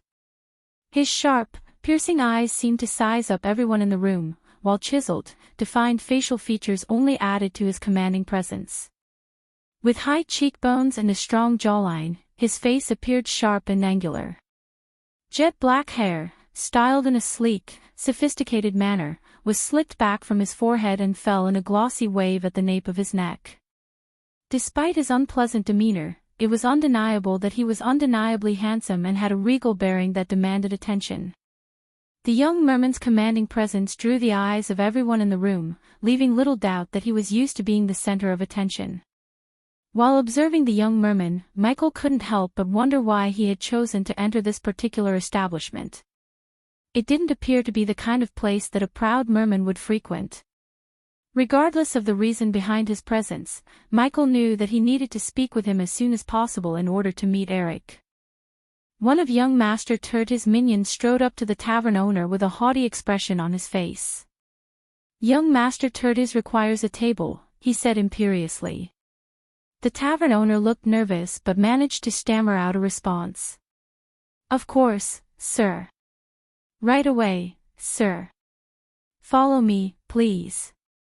As they walked towards a table, the minion continued to look around the tavern with a sneer on his face. Make sure it's a good one, he ordered. Young Master Turtis doesn't like to be kept waiting. The tavern owner nodded quickly. Right away, sir. Here you are, he said, indicating a table in a quiet corner of the tavern. Young Master Turt's minion looked at the table critically before deigning to sit down. See that we are served well, he said, turning to the tavern owner. And make sure our drinks are never empty. The tavern owner nodded quickly, eager to please the arrogant merman and his entourage. Meanwhile, the server brought Dylan's order to the table. Michael gave a nod of appreciation and leaned back in his chair. His gaze drifted towards young Master Turtis and his minions as they settled at the table that had been prepared for them. Unbelievable, one of Turtis' minions exclaimed, shaking his head in disbelief. Those merman girls dared us to come to this filthy tavern of all places. I know, right? Another minion chimed in. But we couldn't refuse. That would be a sign of weakness. I can't stand the stench of this place. You'll have to bathe for hours to get rid of it, a third minion said with a look of disgust. And don't even get me started on the terrible music. I feel like my ears are bleeding. At least we proved ourselves, the first minion said. But what about the merman girls? We need to come up with a challenge that's actually worth our time. One of the minions glanced around the room, eyeing the inferiors with contempt. Look at these inferiors, he said with a disgusted tone. As if this place couldn't get any worse. Those girls really played us, another minion grumbled. But we can't let them think we're weak. Turtis smirked, his eyes glinting with mischief. I have an idea, he said, his voice low and sly.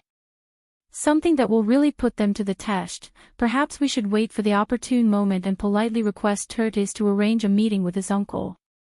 If we're fortunate and he's in a cooperative mood, we might have a chance to see Eric sooner than expected. Dylan scanned the group of Turtis and his minions and spoke with a low voice.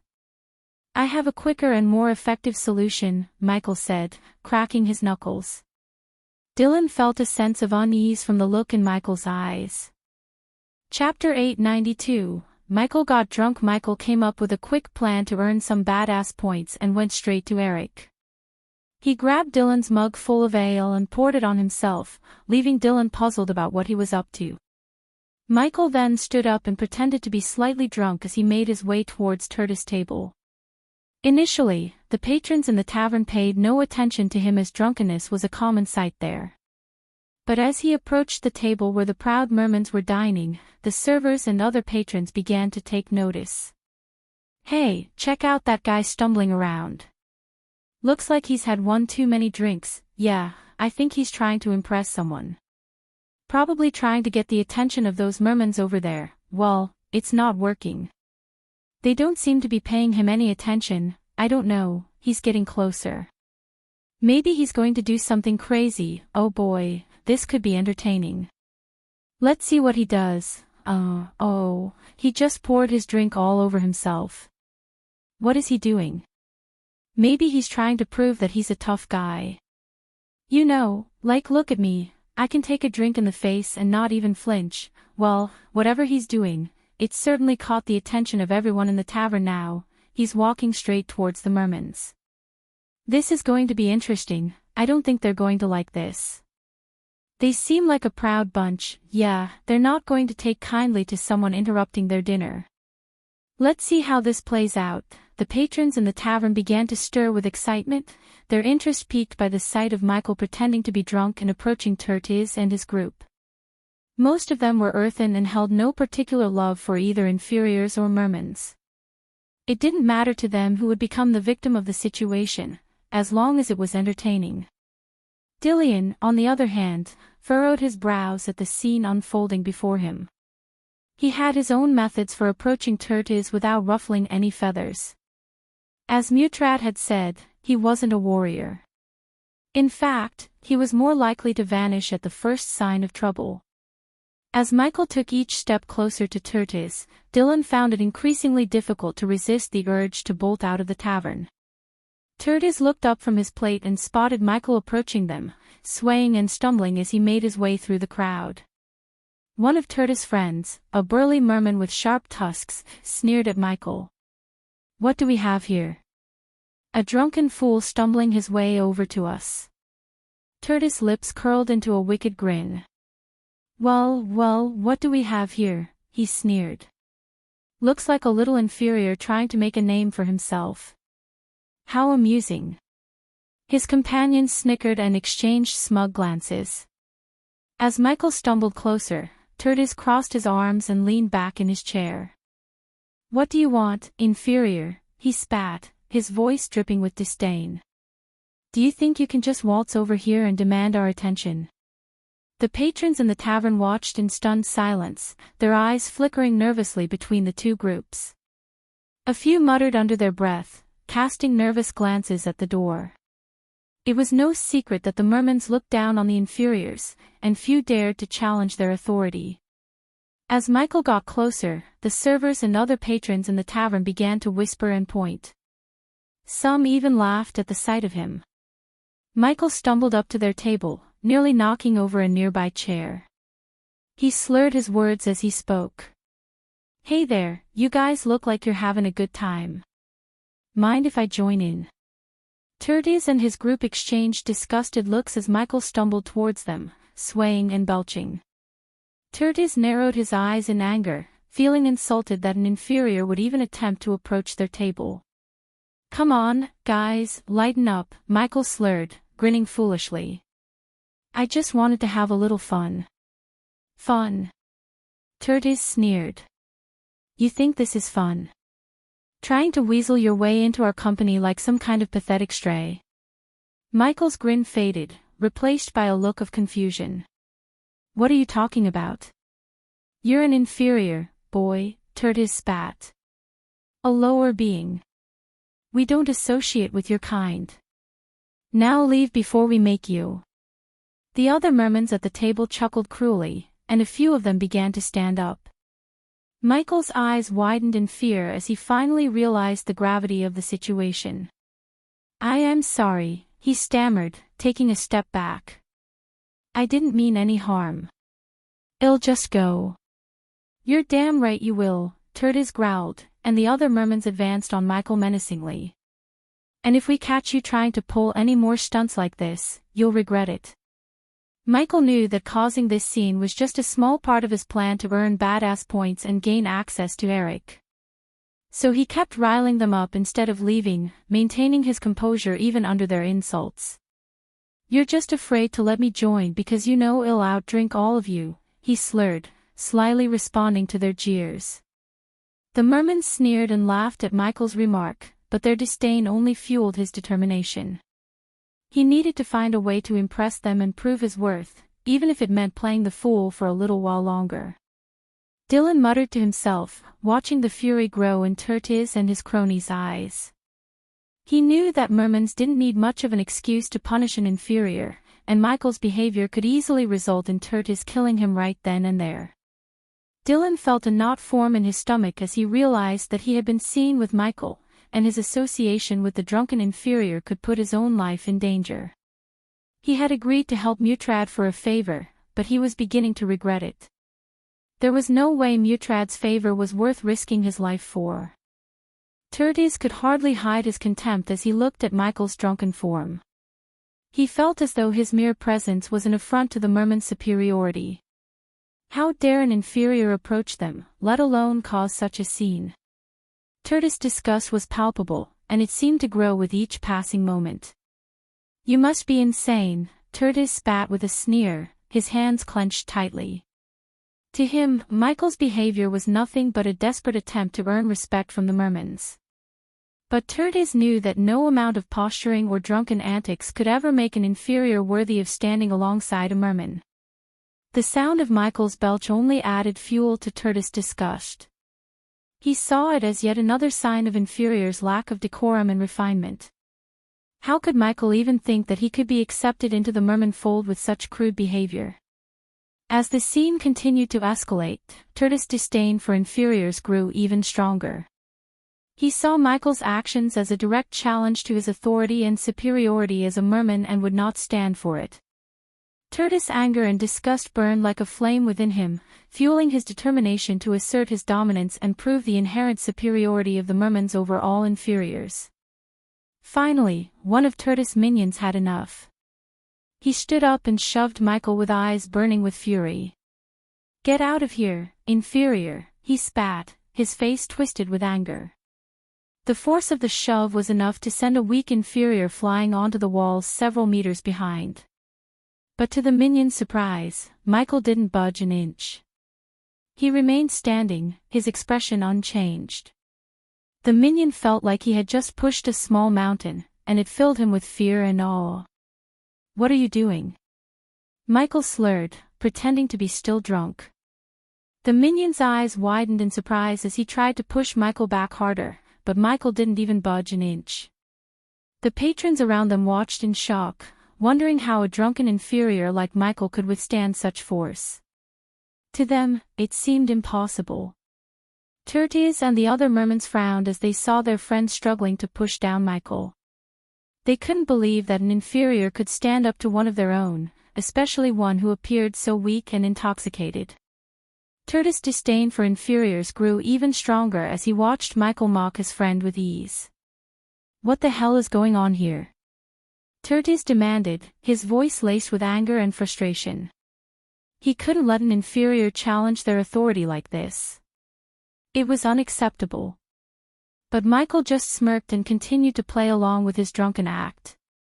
He knew that his plan was working and that he was one step closer to gaining access to Eric. "Oh, you're trying to push me back," Michael said, slurring his words for added effect. He could see the shock in the minion's eyes, and it only made him more determined to play the part. "If I was too drunk, I would have thought you were trying to feel my chest." The minion gritted his teeth in frustration and pushed harder, but to no avail. Michael didn't even flinch, let alone move. The patrons in the tavern watched in disbelief as the merman struggled to push down a seemingly drunk inferior. They couldn't believe what they were seeing. Michael decided to show the merman how it was done. "Let me show you how to push someone," he said, raising his hand. With just 2 fingers, he pushed the merman with such force that the merman went flying through the tables until he crashed into the wall.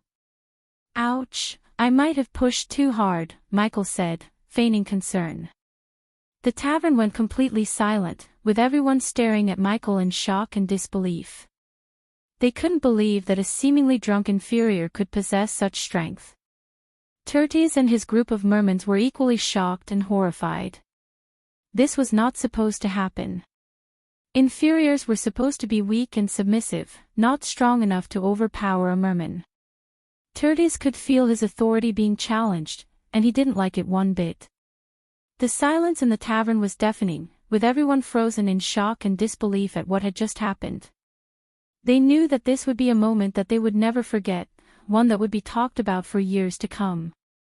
After snapping out of shock, Tertis immediately stood up like his chair was on fire. He raised his hand and barked at his minions. "You're dead." Tertis screamed, his minions quickly gathering around Michael with fists clenched and ready to beat him to a pulp.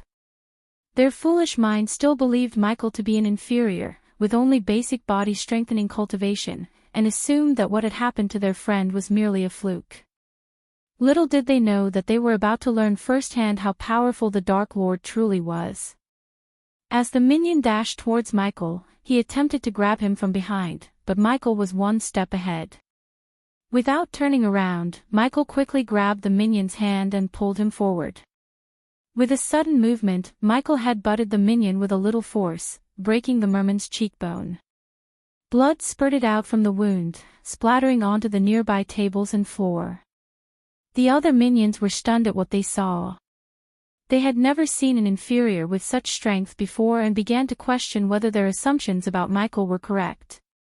Tertis himself was taken aback but quickly regained his composure and charged towards Michael, bellowing with rage. Meanwhile, the patrons in the tavern were now in a state of panic. Some tried to flee, while others hid under tables or behind pillars, hoping to avoid getting caught in the crossfire. The sound of breaking glass and furniture filled the air as the fight between Michael and the mermans escalated.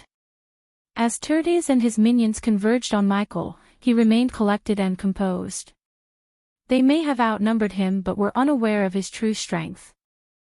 It was akin to a pack of rabbits encircling a lion and mistaking it for a common house cat. Michael scanned the group of mermen surrounding him, his eyes flickering with amusement. The one whose cheekbone he had broken was writhing on the ground, blood spurting out from the wound on his face. The minion who had tried to push Michael was struggling to get back up, his limbs weak and trembling. The other mermens looked at Michael with a mix of shock and fear. They had never seen an inferior display such strength before. It was as if he was not an inferior at all, but something else entirely. Their arrogance and superiority crumbled in the face of this unexpected challenge, and they hesitated, unsure of how to proceed. Michael took advantage of their momentary confusion and lunged forward, grabbing one of the mermens by the arm and twisting it behind his back. The merman let out a cry of pain, but Michael showed no mercy. He continued to twist the arm until there was a sickening snap, and the merman collapsed to the ground in agony. The other mermens recoiled in horror, realizing too late that they had underestimated Michael's strength and cunning. They had never seen an inferior fight like this before, and they were not prepared for the consequences of their arrogance. As Michael twisted the merman's hand, he couldn't help but feel a twinge of pity for the mermens. Sure, they were racist and arrogant, but they just minded their own business before he instigated the fight. Unfortunately, he had to resort to violence to achieve his goal. Michael knew that he was the one who caused the commotion, and the mermens were simply defending themselves. Michael's grip tightened around the merman's hand, and he could feel the bones snapping under his grasp. He didn't intend to hurt them too badly, but the situation was escalating quickly. The other mermens were becoming increasingly agitated, and their fury was evident in their eyes. Michael could sense that the fight was about to become much more violent and dangerous. Chapter 893, Shocking the patrons. The minions weren't playing anymore. They flicked their wrists, and swords and spears materialized in their hands. The patrons in the tavern gasped at the sight. The minions charged at Michael with a ferocity that left the patron stunned. Michael stood calmly as 3 minions came at him with weapons. The first minion charged at him, but Michael dodged his attack with a swift sidestep. The second minion swung his sword, but Michael bent down, causing the sword to miss him by mere inches. The third minion hurled a spear at him, but Michael caught it mid-air with one hand.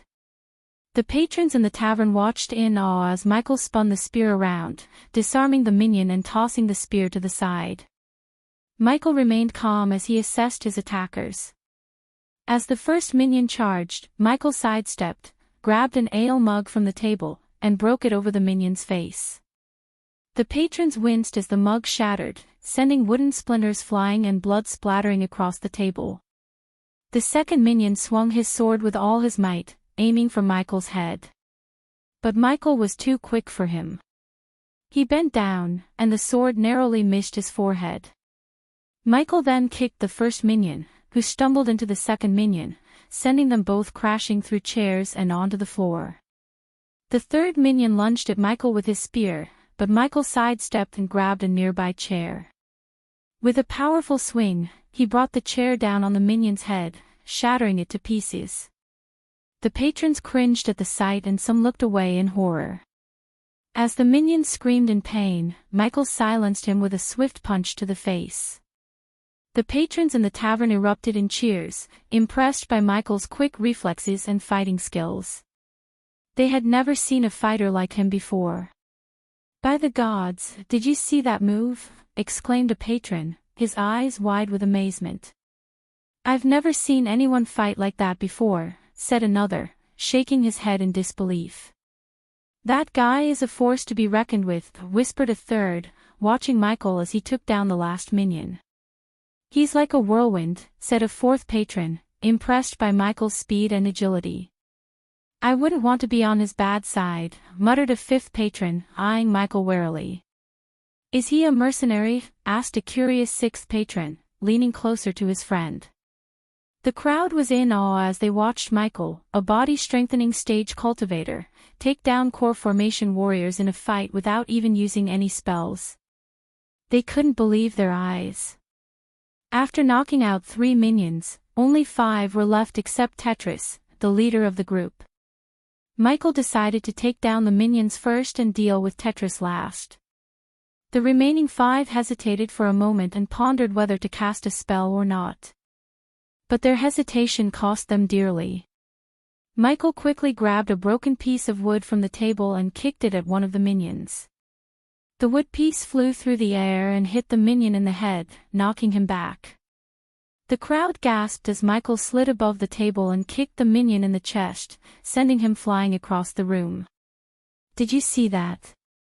He took him down with just a piece of wood," exclaimed a patron in the crowd. The other 4 minions charged at Michael with their weapons drawn. Michael calmly dodged their attacks with his quick reflexes, and the crowd was amazed by his skills. "He's like a dancing leaf, so agile and quick," said another patron. One of the minions swung his sword at Michael, but Michael grabbed the hilt of the sword and pulled the minion towards him. The crowd cheered as Michael delivered a swift punch to the minion's gut, causing him to double over in pain. The other 3 minions hesitated as they saw their comrade fall to the ground. Michael seized the opportunity and knocked them out one by one. The crowd erupted into cheers as Michael stood victorious. "I've never seen anything like it," said one of the patrons. "He's just a body-strengthening stage cultivator. How could he defeat core formation warriors so easily?" said another. The minions lay on the ground groaning in pain, clutching their wounds. The one who had been hit by the wooden chair was bleeding profusely from his head, with splinters of wood sticking out of his skin. He whimpered as blood flowed down his face, staining his clothes. Another minion who had been hit by the broken piece of wood held his head in agony, moaning as he struggled to sit up. He had a nasty gash on his forehead, and blood dripped down his face, staining his clothes. His eyes were dazed, and he blinked rapidly, trying to clear his vision. The third minion, who had been kicked in the chest, lay on the ground gasping for breath. He clutched his chest, trying to ease the pain as he struggled to get up. But he couldn't muster the strength and groaned as he lay there, helpless. The smell of blood hung heavy in the air, and the patrons could taste the metallic tang on their tongues. They watched as Michael kicked and punched his way through the minions, leaving them battered and bruised on the ground.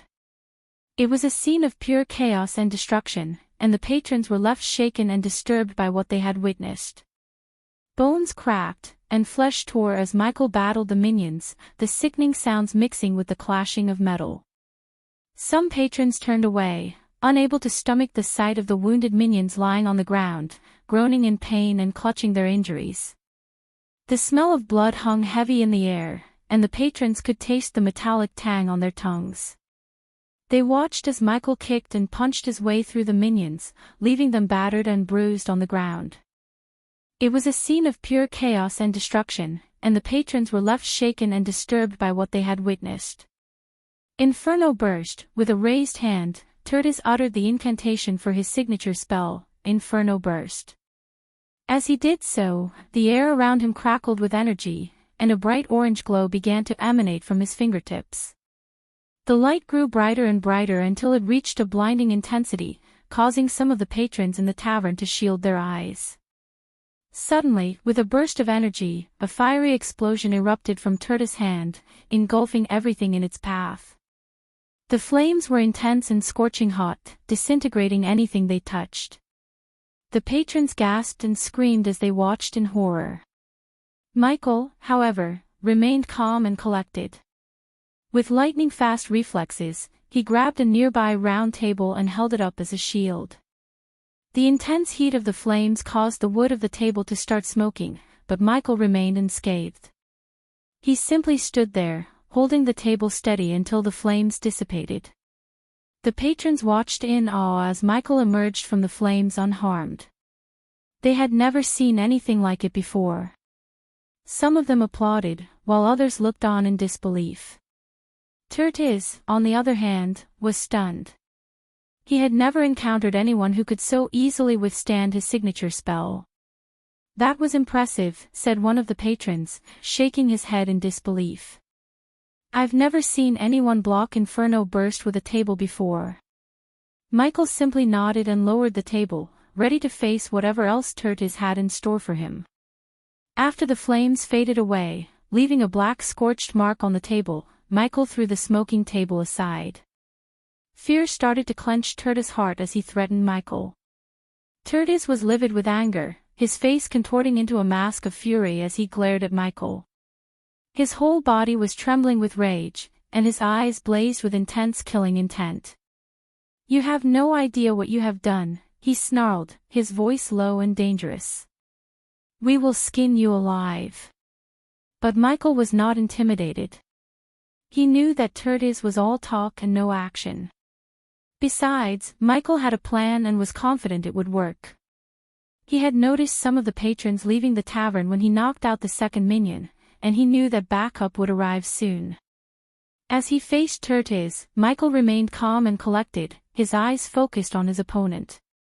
He knew he had to rough up Tertius a bit to get the information he needed, but he also knew he couldn't go too far. He had to keep Tertius alive long enough for the backup to arrive. Tertius, on the other hand, was seething with anger. He could feel his blood boiling with rage, and his hands were shaking with the desire to strike out at Michael. He had never been humiliated like this before and was determined to make Michael pay for what he had done. The patrons in the tavern watched nervously as the two men faced off against each other. They could feel the tension in the air and knew that something big was about to happen. Some of them had already left, not wanting to get caught up in the violence that was sure to come. Others stayed, their eyes fixed on the two men, waiting to see who would emerge victorious. The aftermath of the fight left the tavern in shambles. Tables and chairs were overturned, and broken pieces of wood were scattered all over the floor.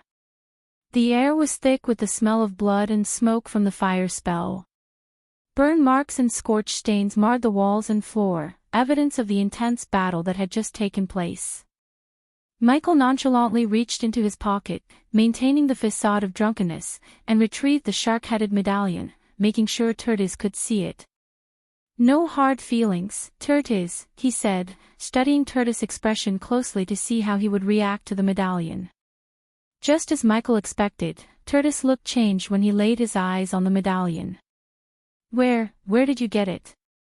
Tertius' question came out in a stutter as his eyes locked onto the shark-headed medallion in Michael's hand. He couldn't believe that his uncle, who held a high position in the hierarchy, would give his creation to a mere inferior. His face twisted in a mixture of shock and anger, his nostrils flaring as he gritted his teeth. He looked as if he had been struck by a bolt of lightning, his body tense and ready to pounce. Michael approached Tertius with careful steps, feigning drunkenness, but as he neared him, he stumbled on a loose wooden board and crashed to the ground. Tertius lunged forward, grabbing a nearby wooden mug and smashing it on Michael's head before he could react. As Michael lay motionless on the floor, Tertius smirked, thinking he had won. Suddenly, the sound of boots stomping on the wooden floor echoed through the tavern as the backup arrived just in time. As the merman soldiers entered the tavern, the sight of their silver scales and imposing figures sent a shiver down the spines of the patrons. They assumed that the drunk man who had just taken down Tertius' group was as good as dead. The minions lay on the ground, groaning in pain and bleeding, their bodies battered and broken. The merman soldiers clenched their fists, their eyes filled with a glint of killing intent. However, Tertius raised his hand, halting them in their tracks. "Stop," he commanded. "Don't kill him. Take him to my uncle. He needs to answer some questions before he pays for what he just did." Unbeknownst to them, that was precisely Michael's plan. He wanted to be taken to Eric, and it had worked perfectly, except for Dylan, who had bolted out of the tavern, leaving him behind. Michael wasn't surprised, as Mutrat had warned him that Dylan was a coward. Chapter 894. Creator of the medallion. The merman soldiers lifted Michael's limp body with ease and hefted him over their broad shoulders as they made their way out of the dimly lit tavern. The other patrons watched them go, some with relief that the violent altercation was over and others with a sense of foreboding at the sight of the fearsome mermans. The poor bartender let out a long sigh, his eyes flitting to the broken tables and chairs scattered around the room. He knew it would be a long night of cleaning up and repairs, and he hoped that the merman soldiers would at least provide some compensation for the damages. Outside, the soldiers tossed Michael into the back of a carriage with rough hands, not bothering to be gentle with their captive. The carriage itself was a sturdy, well-crafted vehicle with dark wood paneling and ornate carvings. The horses pulling the carriage were equally impressive, with long black manes that whipped in the wind as they galloped toward Eric's place. As they traveled, Michael kept his eyes closed, pretending to be unconscious. But even with his eyes shut, he could sense the passing images of the garden through the carriage's small windows. The lush greenery and colorful blooms seemed to blur together as they sped by, a stark contrast to the grim situation he found himself in. The carriage rolled to a stop before an imposing manor nestled among the grand estates of the noble district. The mansion's facade was a sight to behold, with its ornate marble columns that soared high into the sky and its intricately carved wooden doors that were taller than a grown man. The estate's expansive garden was a stunning sight, with colorful flowers that bloomed in profusion and trimmed hedges that were shaped into intricate designs. The garden was surrounded by a tall, ivy-covered brick wall that provided a sense of privacy and security. The front entrance of the manor was guarded by two fierce-looking mermans in gleaming armor, standing at attention like statues. As the carriage rolled up to the entrance, the merman guards saluted and opened the doors for their comrades, who carried Michael out and carried him inside the manor. The interior was just as impressive as the exterior, with high ceilings, intricately carved furniture, and chandeliers that sparkled like diamonds in the light. The floors were made of polished marble, and the walls were adorned with paintings and tapestries depicting myth and legend scenes. As Michael was carried through the halls of the manor, he couldn't help but marvel at the wealth and power on display. He knew that Eric must be an incredibly influential figure in the city to own such a grand estate. He remained still pretending to be unconscious, biding his time until he could make his move. Tertis' eyes blazed with pure anger as he led them into the manor. One of the maids serving the lord of the manor whispered to another, what could have happened for them to bring in such a beaten man? Another maid, who seemed to know more, replied in hushed tones, it seems like they're taking him to Lord Eric. As Michael was dragged through the halls of the manor, he overheard a conversation between two guards. I heard Tertis was angry as hell, swearing to make that guy pay for messing with him. Good, replied the other guard. I hope Lord Eric doesn't go too easy on him. Michael knew he was in deep trouble, but he couldn't help feeling a sense of satisfaction. Everything was going according to his plan, and he couldn't wait to see what would happen next. The oak door towered over them, with intricate designs carved into its surface, depicting mythical creatures and ancient symbols. The door looked sturdy enough to resist a battering ram, and the two guards standing on either side of it looked equally imposing. Their armor was polished to a gleaming shine, and the edges of their weapons glinted in the light. Tertis stepped forward, his eyes never leaving the guards. I need to see my uncle, he said, his voice firm and commanding. The guards shifted slightly as if considering his request but made no move to open the door. Michael lay still, keeping up the pretense of unconsciousness. His heart raced as he realized that this was the moment he had been waiting for. He tried to control his breathing, willing himself to stay calm and focused. Finally, after what seemed like an eternity, the guards relented and opened the door. The hinges creaked as the door swung inward, revealing a grand room. The walls were adorned with paintings and ornate decorations, and a large chandelier hung from the ceiling, casting a warm glow across the space. As Tertis and Michael were escorted through the room, they caught glimpses of other guards and servants, all dressed in fine livery and looking at them with varying degrees of curiosity and suspicion. The maids whispered amongst themselves, eyeing Michael warily as he was led past them. Tertis led the way, his footsteps echoing on the polished wooden floor. Michael followed close behind, still playing the part of the unconscious drunk. As they approached another set of doors at the end of the room, Michael felt a surge of anticipation. This was the moment he would finally meet Eric and hopefully learn some clues about who might have taken Harry. As Tertis entered the room, Michael followed closely behind, still feigning unconsciousness. The room was sparsely furnished, with only a few bookshelves lining the walls and an enormous oak table in the center, cluttered with piles of scrolls, books, and inkwells. Behind the table sat Eric, his unique features that marked him as a merman making him look superior to the other races. His upper body was akin to that of an elf, possessing an ethereal beauty that captivated the hearts and minds of all those who beheld him. His long, flowing hair was the color of the ocean at sunset, and his eyes were the color of the deepest, darkest sea. He wore an elegant robe of shimmering blue silk that seemed to change color with every movement he made. His features were graceful and delicate, yet there was an unmistakable aura of power and authority about him. Tertius dropped to one knee and bowed his head respectfully. "Uncle, I bring urgent news," he said, his voice barely above a whisper.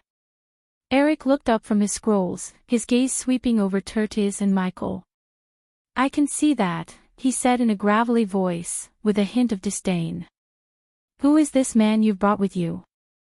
Tertius stood up and began to describe in detail how Michael had attacked them in the tavern and how he had seen the shark head medallion on him. As he spoke, Eric listened attentively, his face revealing no emotion. Tertius carefully recounted the events of the fight, making sure not to reveal too much information that might make Eric think that they had been defeated by an inferior. He wanted Eric to understand that it was Michael who needed to be punished and not them for being overpowered by him. When Tertius finished, there was a moment of silence before Eric spoke. "You have done well to bring this matter to my attention, Tertius," he said finally. "It seems we must take action to ensure that this medallion does not fall into the wrong hands." Eric's advanced cultivation at the soul refining stage made him impervious to threats from cultivators at the body strengthening stage. He was quick to dismiss his guards upon learning of Michael's presence. Tertius and Michael were left alone in the room with Eric, except for the two imposing guards stationed at the door. As Eric listened intently to Tertius' account of the events, the guards stood at attention, their eyes scanning the room for any signs of danger. These were not ordinary guards but elite warriors at the fusion stage, trained to defend their merman lord at all costs. Eric's sharp gaze locked on Tertius as he demanded, "Where is the medallion you saw?" Tertius' hands trembled slightly as he fumbled through Michael's pockets and extracted the shark head medallion. He extended it towards Eric with a bowed head, careful not to make eye contact. Eric snatched the medallion from Tertius' outstretched hand and held it up to the light. As he studied the intricate details of the medallion, his face twisted into a scowl. The medallion was made of dark, gleaming metal, with sharp, jagged edges that looked as if they could easily draw blood. The shark's head was intricately detailed, with razor-sharp teeth and piercing, malevolent eyes that seemed to follow Eric's every movement. Eric's fingers traced the grooves of the medallion as if searching for something, his expression growing darker by the second. After a moment of tense silence, he finally spoke. "I remember this one," he said quietly, more to himself than to anyone else in the room. Tertius raised an eyebrow in surprise. "You remember it, uncle?" Eric nodded slowly, his gaze never leaving the medallion. "Yes, I gave this one to House Gladrath many years ago," he said. "It was one of my earlier works, and I remember the time and care I put into crafting it." He held the medallion up to the light, studying it from every angle. Tertius watched in fascination as his uncle examined the medallion with a sense of reverence. To Eric, each of the medallions he crafted was a work of art, a masterpiece of his craft that he had poured his heart and soul into. To others, they might seem like identical pieces of metal, but to Eric, each was unique, and he remembered every detail about them, from the shape of the fins to the gleam of the eyes. As Eric continued to study the medallion, Tertius couldn't help but feel a sense of awe and respect for his uncle's talents. Eric was a master craftsman, a true artist, and his skill with metal was unparalleled. Tertius felt proud to be related to such a talented individual and knew he had much to learn from his uncle. Laying there, feigning unconsciousness, he listened intently to every word Eric spoke. His mind was racing with thoughts and suspicions. He knew that Eratos could not have obtained the medallion directly from its creator, and he was certain that someone was pulling Eratos' strings like a puppeteer. Michael realized that this same person was likely behind Harry's kidnapping, and hearing from Eric brought him one step closer to finding the truth. Although Michael couldn't explain everything logically, his instincts told him that the medallion was a crucial clue that would lead him to Harry. He knew he had to stay alert and find any possible way to follow this lead and uncover the truth. As Eric finished speaking, Michael remained motionless, carefully planning his next move. Michael was on the verge of revealing his true form when Eric suddenly grabbed his chest and stumbled back onto the oak table, knocking over stacks of scrolls and books. The guards and Tertius were taken aback as they watched Eric cough up blood, his face contorted in pain. Tertius screamed out, "Uncle," and rushed towards Eric, but it was too late. Eric's body slumped to the ground, and the light of life had completely faded away from his eyes. Michael couldn't believe what had just happened. He had never intended for anyone to get hurt, let alone Eric, the creator of the medallion that he was after. The room fell silent except for the sound of Tertius sobbing uncontrollably and the distant hum of waves crashing against the shore. The two guards who had been standing by the door rushed towards Eric's body and examined him, but it was clear that he was gone. Michael lay on the ground pretending to be unconscious, but he knew that he had to be careful not to draw any attention to himself. However, the guards had different plans. They shifted their focus to Michael, drawing their long swords and taking steps toward him. Their eyes were filled with anger and hatred as if blaming Michael for the sudden death of their master. As Tertius was holding Eric in his arms and sobbing, Michael could hear the guards approaching him. Michael was not afraid of the guards who were approaching him with their swords drawn. He knew he could easily overpower them and cause a bloodbath, but he didn't want to escalate the situation further. He wanted to avoid any unnecessary violence and bloodshed. Instead, he slowly rose from the ground, holding his hands up in a peaceful gesture, hoping to defuse the tension. However, the guards didn't seem to be convinced and continued to advance toward him with menacing looks on their faces. At that moment, Michael found himself at a crossroads, fight his way out or make a swift escape. However, he couldn't shake off the thought that Eric, who had forged the medallion, was somewhat responsible for the chaos that ensued. Although Michael was the Dark Lord and could easily flee the scene, he didn't want to tarnish his reputation. He couldn't risk the possibility of being seen as a coward in the eyes of the sea folk, especially when his legacy was on the line. Therefore, he chose to take on everyone who dared to stand in his way, unleashing his full power and leaving a trail of destruction in his wake. Despite his inability to interrogate Eric, Michael saw an opportunity to earn some serious badass points in this situation. Chapter 895. Choosing violence. The tension in the room was palpable as Michael faced off against the guards who had drawn their long swords. Michael had only two choices: fight or flee. He knew he had the power to defeat them all, but he also knew that it would be a stain on his legacy if he fled the scene. As the guards advanced towards him, Michael's eyes flashed with powerful energy, and a sudden gust of wind shot out from him. The force of the blast was so strong that it sent everyone and everything in the room flying. The candles on the table flickered and were extinguished, leaving the room shrouded in darkness. The chandelier above swayed violently before losing its light, plunging the room into complete darkness. The only source of light in the room was the icy blue glow from the outside array, which peeked through the window and illuminated the room in a haunting light. The guards froze in their tracks, their masked faces showing shock and fear. The sudden darkness and the force of Michael's power had taken them completely by surprise. As they stood there, uncertain of what to do, they suddenly noticed movement on the floor. It was the drunk man who had been lying there all along. The guards took a step back in fear, wondering what kind of power this man possessed. As Michael's body lifted off the ground, the room was suddenly engulfed in a dense, black mist. The guards could barely see anything as the mist crept around them, and their fear and confusion only grew. They felt a sudden chill in the air, and the hairs on the back of their necks stood up. When Michael rose to his feet, his eyes glowed with an otherworldly darkness, and the guards could sense a powerful energy emanating from him. The guards tried to draw their weapons and attack, but but their bodies refused to obey them. They felt paralyzed by fear, unable to move as Michael approached. With a simple gesture, he released a cloud of fear toxin that filled the air, and the guards breathed it in unknowingly. The toxin spread through their bodies, causing them to tremble and break out in cold sweat. Tertius watched in horror as the guards stepped back, their eyes wide with terror. He had never seen anything like this before, and he knew that Michael was not to be underestimated. The room was silent except for the sound of the guards' rapid breathing and the occasional clatter of their weapons hitting the ground. Michael stood there, his eyes still glowing with dark energy, a fearsome and powerful figure that demanded respect and fear. As the guards trembled in fear, one of them spoke up, "What is this? What kind of power does he possess?"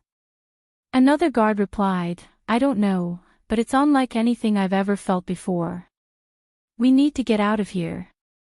Tertius, still in shock, stuttered, What's happening? What have you done?" But Michael remained silent, his eyes still burning with dark flames as the guards slowly backed away. Michael's eyes seemed to radiate a sinister power as they fixed on the two guards. He focused his energy, and suddenly, a powerful gust of wind exploded from his body, hurling the guards backward. They flew across the room, crashing into the walls with tremendous force. As the guards tumbled through the air, the room was filled with a deafening noise of shattering glass and crumbling wood. The furniture toppled over, sending vases and candles crashing to the floor. The chandeliers shook violently, the crystals clinking together before the fixture finally tore loose from the ceiling and crashed down in a shower of sparks. The blast of wind was so strong that it extinguished all the candles in the room, plunging it into complete darkness, except for the faint blue glow from the outside array. The curtains flapped wildly, and papers scattered across the room, blown by the gust of wind. The guards struggled to get back on their feet, but the fear toxin was still coursing through their veins, making it difficult for them to move. Tertius watched in shock as Michael stood unscathed, his body surrounded by the dark mist. As Michael waited for the two guards to get back on their feet, he could hear the sounds of heavy metal boots approaching the room. The soldiers were clearly alarmed by the commotion and were hurrying to investigate. Michael remained calm and composed, assessing the situation and preparing himself for what was to come. When the guards entered the room, they looked confused and disoriented, trying to make sense of what had just happened. Michael stood up, towering over them with a fierce look in his eyes. The guards hesitated for a moment, unsure of what to do. As the two guards slowly got back on their feet, Michael took a moment to assess the situation. He knew that Tertius had no valuable information to give him, and he felt a twinge of pity for the man. The tears that had rolled down Tertius' face when he saw Eric die were genuine, and Michael knew that he was innocent. He had done nothing against him, and he didn't plan on beating him up. Michael could sense their fear and uncertainty, but he didn't feel any animosity towards them. He knew that they were just doing their job and had no personal vendetta against him. However, he also knew that they were collateral damage in the larger scheme of things. As the soldiers stumbled back from the force of Michael's attacks, he continued to move with lightning-fast speed, striking with deadly precision. The first fusion stage guard barely had time to react before Michael punched him in the chest, shattering his metal chest plate and sending him crashing to the ground in a heap. The second guard fared no better, as Michael grabbed his head and slammed it against the wall behind him with a sickening thud. Blood splattered across the wall, painting it in a deep shade of red.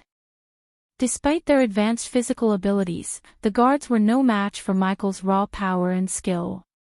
As the other soldiers entered the room, they were met with a gruesome sight. The two guards lay motionless on the ground, blood pooling around them. Michael stood over them, his eyes blazing with a fierce intensity. The soldiers hesitated, unsure of what to do next.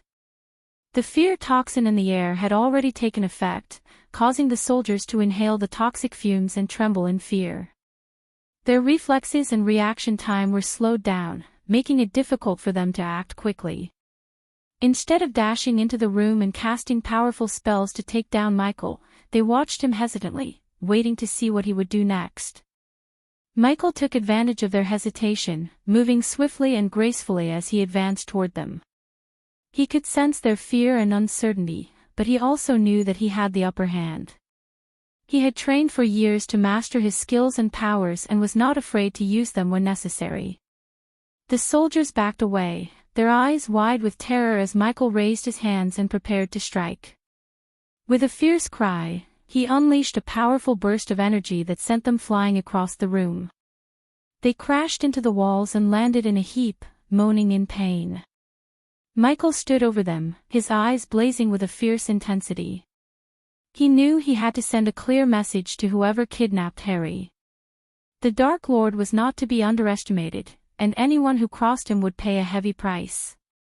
As Michael avoided using his deadly magic, the other soldiers cast their spells in a panic, trying to defend themselves against the Dark Lord's overwhelming power. The spells came fast and furious, but they were no match for Michael's quick reflexes and agile movements. He dodged each attack with ease, his body seeming to blur as he moved around the room, leaving afterimages in his wake. The soldiers cast their spells in a frenzy, their fear and panic driving them to attack with all their might. They chanted incantations, their voices rising and falling in pitch as they summoned forth bolts of lightning, streams of fire, and waves of force. Each spell was bright and intense, illuminating the room in brilliant flashes of color. One soldier summoned a wall of ice, hoping to trap Michael within its confines, but the Dark Lord simply melted it with a flick of his wrist. Another tried to knock Michael off his feet with a blast of energy, but the spell fizzled out harmlessly as Michael dodged out of the way. Despite their efforts, the soldiers' spells seemed feeble and ineffective against Michael. His agility and reflexes were unmatched, allowing him to dodge the spells thrown his way easily. He moved around the room with a grace that was almost hypnotic, each movement fluid and precise. It was as if Michael was playing a game, teasing and toying with the soldiers, testing their skills and abilities. They were no match for him, and he knew it. His confidence grew with each passing moment, and he began to taunt the soldiers, mocking their feeble attempts to take him down. But beneath the surface, Michael was seething with rage. He knew that someone had kidnapped Harry and was determined to find out who was responsible. The soldiers were merely a distraction, a means to an end. He would take them down if he had to, but his ultimate goal was to find Harry and make whoever was responsible pay for their actions. Michael's movements were fluid and graceful, as he darted between the soldiers with incredible speed and agility. His figure was a blur as he weaved through the chaos of the room, delivering blows that shattered metal armor and sent soldiers flying. With each strike, the sound of bones snapping echoed through the air, mingling with the metallic clang of broken armor. The soldiers fought back with all their might, casting spells and swinging their weapons in a desperate attempt to take down the Dark Lord. But Michael seemed almost invincible, effortlessly dodging every attack and striking with deadly precision. The air crackled with energy as spells flew back and forth, but none of them managed to even touch Michael. "What the hell is he?" cried one of the soldiers. "Get back! Get back!" shouted another as he stumbled backward, tripping over his own feet. As Michael approached them, they screamed and begged for mercy, but he was relentless. "Please! Spare us," they cried. "He's not human. He's a monster," exclaimed a third soldier. As the battle raged on, Tertius watched in horror as the soldiers fell one by one, their bodies battered and broken. The room was filled with the stench of blood, and the air was thick with the sounds of battle. The last soldier stumbled back, his eyes wide with fear as he saw his comrades fall one by one. He raised his hands in surrender and pleaded, "Please, spare me. I didn't want any of this. I was just following orders." The soldier could feel the immense power radiating from Michael and knew he was no match for him. He fell to his knees, trembling and crying, hoping that Michael would spare him. But Michael was not in a merciful mood. He lifted the soldier by his neck, his powerful grip like a vice that tightened around the soldier's throat. The soldier struggled to breathe as Michael's dark flames glared into his eyes. With a sudden burst of strength, Michael slammed the soldier against the wall with a deafening impact. The walls shook and the floors trembled as the soldier's body left a human-shaped hole in the wall. The soldier's armor clattered to the ground as he slumped to the floor, gasping for air. Michael showed no signs of mercy as he grabbed the soldier by his legs and threw him like a doll across the room. The soldier went crashing through broken tables and chairs before coming to a halt, unconscious and defeated. The room was unrecognizable from its previous grandeur, now resembling a war-torn battlefield. The ornate furnishings that once adorned the space were now smashed into splinters, scattered across the floor like confetti. The walls were cracked and chipped, and in some places, holes were punched through them, revealing the bricks beneath.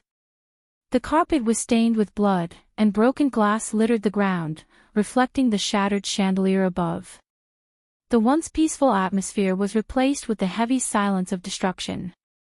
The air was thick with the metallic scent of blood, and the sound of groaning soldiers mixed with the faint crackling of flames that had been sparked during the fight. Tertius stood there, trembling with fear, staring at the scene before him, feeling sick to his stomach at the sight of so much destruction. Michael stood tall and still, like a statue of death, his eyes glowing with a dark, eerie fire. His presence alone was enough to fill the room with an unsettling aura. It was a scene of complete and utter chaos, with destruction and violence dominating every corner. Chapter 896, More soldiers to beat. After Michael defeated the guards, an alarm began to ring throughout the manor, indicating that backup was on the way. However, Michael remained calm and collected, not showing any signs of distress. He was still receiving badass points for his actions, and his total count had reached almost 700,000, even after he had settled his debt with the system.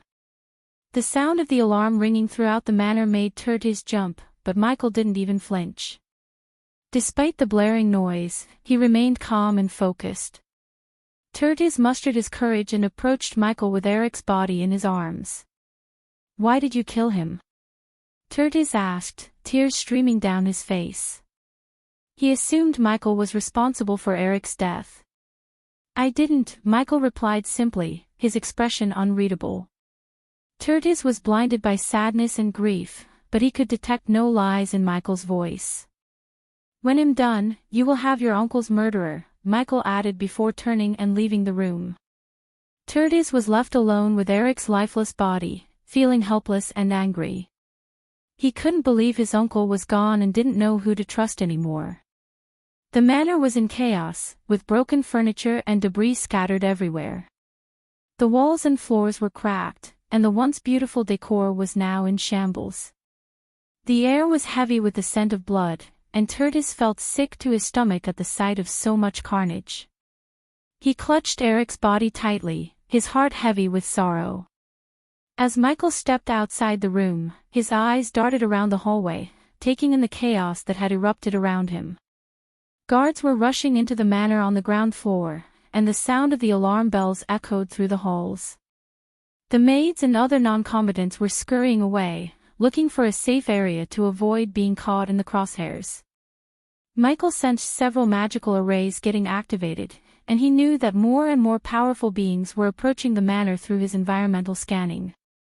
He stood above the soldiers, his black cloak billowing behind him, and cracked his neck. Slowly, his feet lifted from the ground, and he began to hover above the soldiers. He paused for a moment, his eyes blazing with dark flames as he surveyed the room. The soldiers looked up in shock and awe as they saw the Dark Lord hovering above them, shrouded in a black mist. One soldier mustered the courage to speak up, his voice shaking with fear. Who are you?" Michael remained silent, his eyes fixed on the group of soldiers. He began to descend the hall slowly, and the soldiers prepared themselves for a fight. They had no idea what they were up against. Michael was still hiding his true power, no soldier could gauge his true strength. They all thought they could take him down, but they had no idea how sorely mistaken they were. As the roof exploded, dust and debris filled the air, making it difficult to see. The sound of the explosion echoed throughout the manor, and many of the soldiers who were still in the vicinity flinched and shielded their faces from the flying debris. When the dust finally settled, Michael slowly raised his head to see a merman descending through the hole in the roof, holding a battle axe with glowing runes. The merman's scales sparkled silver, and he appeared to be glowing from within. It was clear that he was at the half-immortal stage. Soon, more mermans flew through the hole in the roof and surrounded Michael. They were all at the fusion stage level 10, a cultivation level that was not to be underestimated. "Who are you?" the half-immortal merman demanded, his voice rough and intimidating. Michael said nothing, but crackling lightning bolts surrounded his wrist as if he was preparing for a fight. The mermans took this as a sign of aggression and prepared to strike him down. "You're outnumbered, inferior," the half-immortal merman continued. "Surrender now, and we might let you live." Despite their intimidating presence, Michael remained calm and unfazed. He knew that he had the power to take them all down, and he wasn't afraid to use them if necessary. "You're gonna let me live even after I did all this?" Michael snickered, pointing at the debris and the soldiers who were groaning inside the room. The half-immortal didn't answer Michael. Instead, he motioned for the soldiers behind him, and Michael noticed a glistening dome appear through the hole above, enveloping the manor and the area around it. The security array had been activated to prevent the intruder from escaping. However, they were unaware that their attempt to lock the intruder inside had instead trapped them with a far more dangerous and powerful foe than any they had ever faced. The darkness descended on the manor suddenly, taking everyone by surprise. The soldiers on the ground became startled, unable to see anything in the darkness. Meanwhile, the half-immortal sensed Michael's power growing rapidly. He knew something was amiss, and the darkness indicated something he had heard of in stories from the realm above them, the Dark Lord. The mermen surrounding Michael hesitated for a moment, unsure of what was happening. Michael remained calm and collected, allowing the darkness to envelop him. He knew that he had complete control over it and could use it to his advantage. The mermen started to move cautiously, their eyes scanning the darkness, looking for any sign of movement. Suddenly, a bolt of lightning illuminated the room, and the mermen saw Michael's figure hovering in the air, his eyes blazing with dark flames. The mermens gasped in shock and fear, realizing they had severely underestimated Michael's power. You're the Dark Lord," the half-immortal stuttered, his voice trembling with slight fear. Michael remained silent, his eyes fixed on the group of mermens. The lightning bolts continued to crackle around his wrist, ready to strike at any moment. The mermens prepared to strike, but Michael was already one step ahead of them. He unleashed a blast of dark energy that sent them flying in all directions. The mermens groaned in pain as they crashed into walls and furniture. "Looks like it's time for a little bit of fun," Michael said, his voice dripping with malice. The mermens looked at Michael with terror in their eyes, realizing they were no match for the Dark Lord. As the fear toxin filled the air, the mermen surrounding Michael began to feel its effects. Their eyes widened with terror, and their breathing grew shallow and rapid. Their bodies trembled with fear as they struggled to control their racing thoughts. But the half-immortal was different.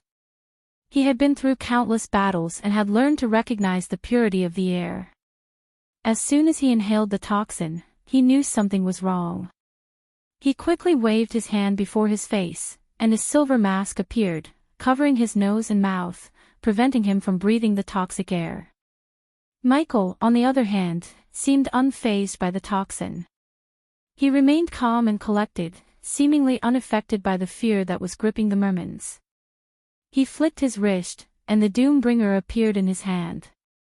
The battle axe glinted in the dim light, its ancient ice core spewing bone-chilling frost from its blunt head.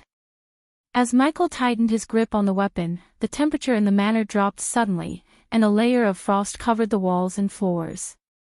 The mermens shivered in the cold, their breaths visible in front of them. Despite their fear, the mermens knew they had to act fast. They readied their weapons and prepared to attack Michael. But Michael was already one step ahead of them. He swung the Doombringer with ease, and the icy wind that followed sent the mermans flying in all directions. They crashed into walls and furniture, groaning in pain. Michael stood in the center of the room, his eyes blazing with dark flames. He knew that the mermans were no match for him, and he reveled in the power that he held. The Doombringer hummed with energy as Michael prepared for the next wave of attacks. With a fierce determination to stop the intruder, the half-immortal charged towards Michael, his battle axe gripped tightly in his hands. He failed to notice the frost forming around the Doombringer's blunt head as Michael swung the weapon in his direction. When the two battle axes collided, sparks flew, and a deafening sound echoed throughout the manor. The ancient ice core infused within the Doombringer spewed forth a bone-chilling frost that spread throughout the room, forming a layer of ice above the soldiers on the ground. They slipped and slid on the frozen floor, struggling to maintain their balance.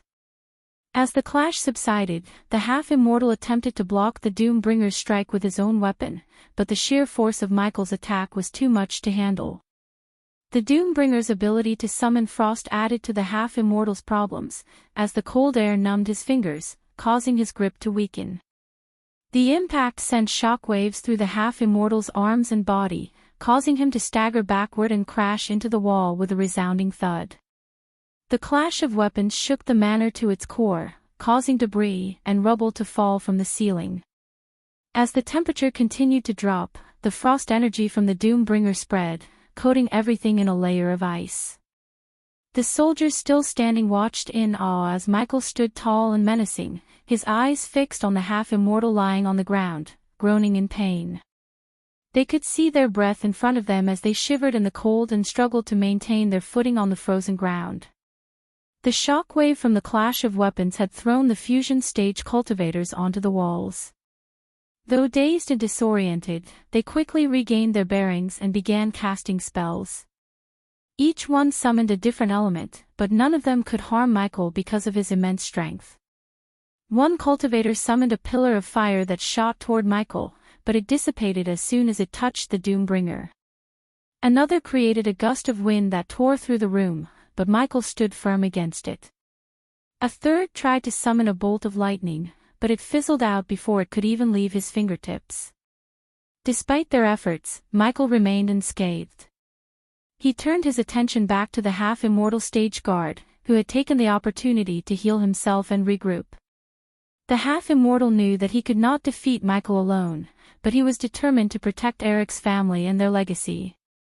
With a deep breath, he stood up and readied himself for the next attack. The sound of explosions and the clashing of weapons filled the air as Michael continued his battle within the manor. Despite the destruction around him, Michael couldn't help but admire the soldiers' unwavering determination to protect Eric's manor. Finally, Michael made the decision to descend to the ground. With a powerful force, he landed with a thud, his Doombringer striking the ground first. As it made contact, the frost energy that had been building up inside the weapon exploded, sending a wave of bone-chilling cold throughout the hall.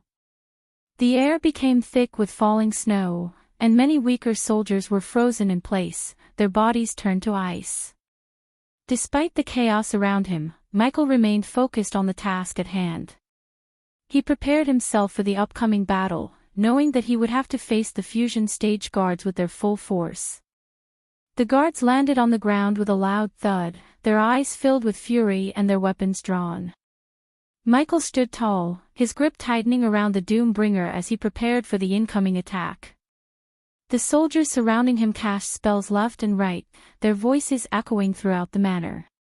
But none of their spells seemed to affect Michael, who remained rooted to the spot, his eyes fixed on his opponents.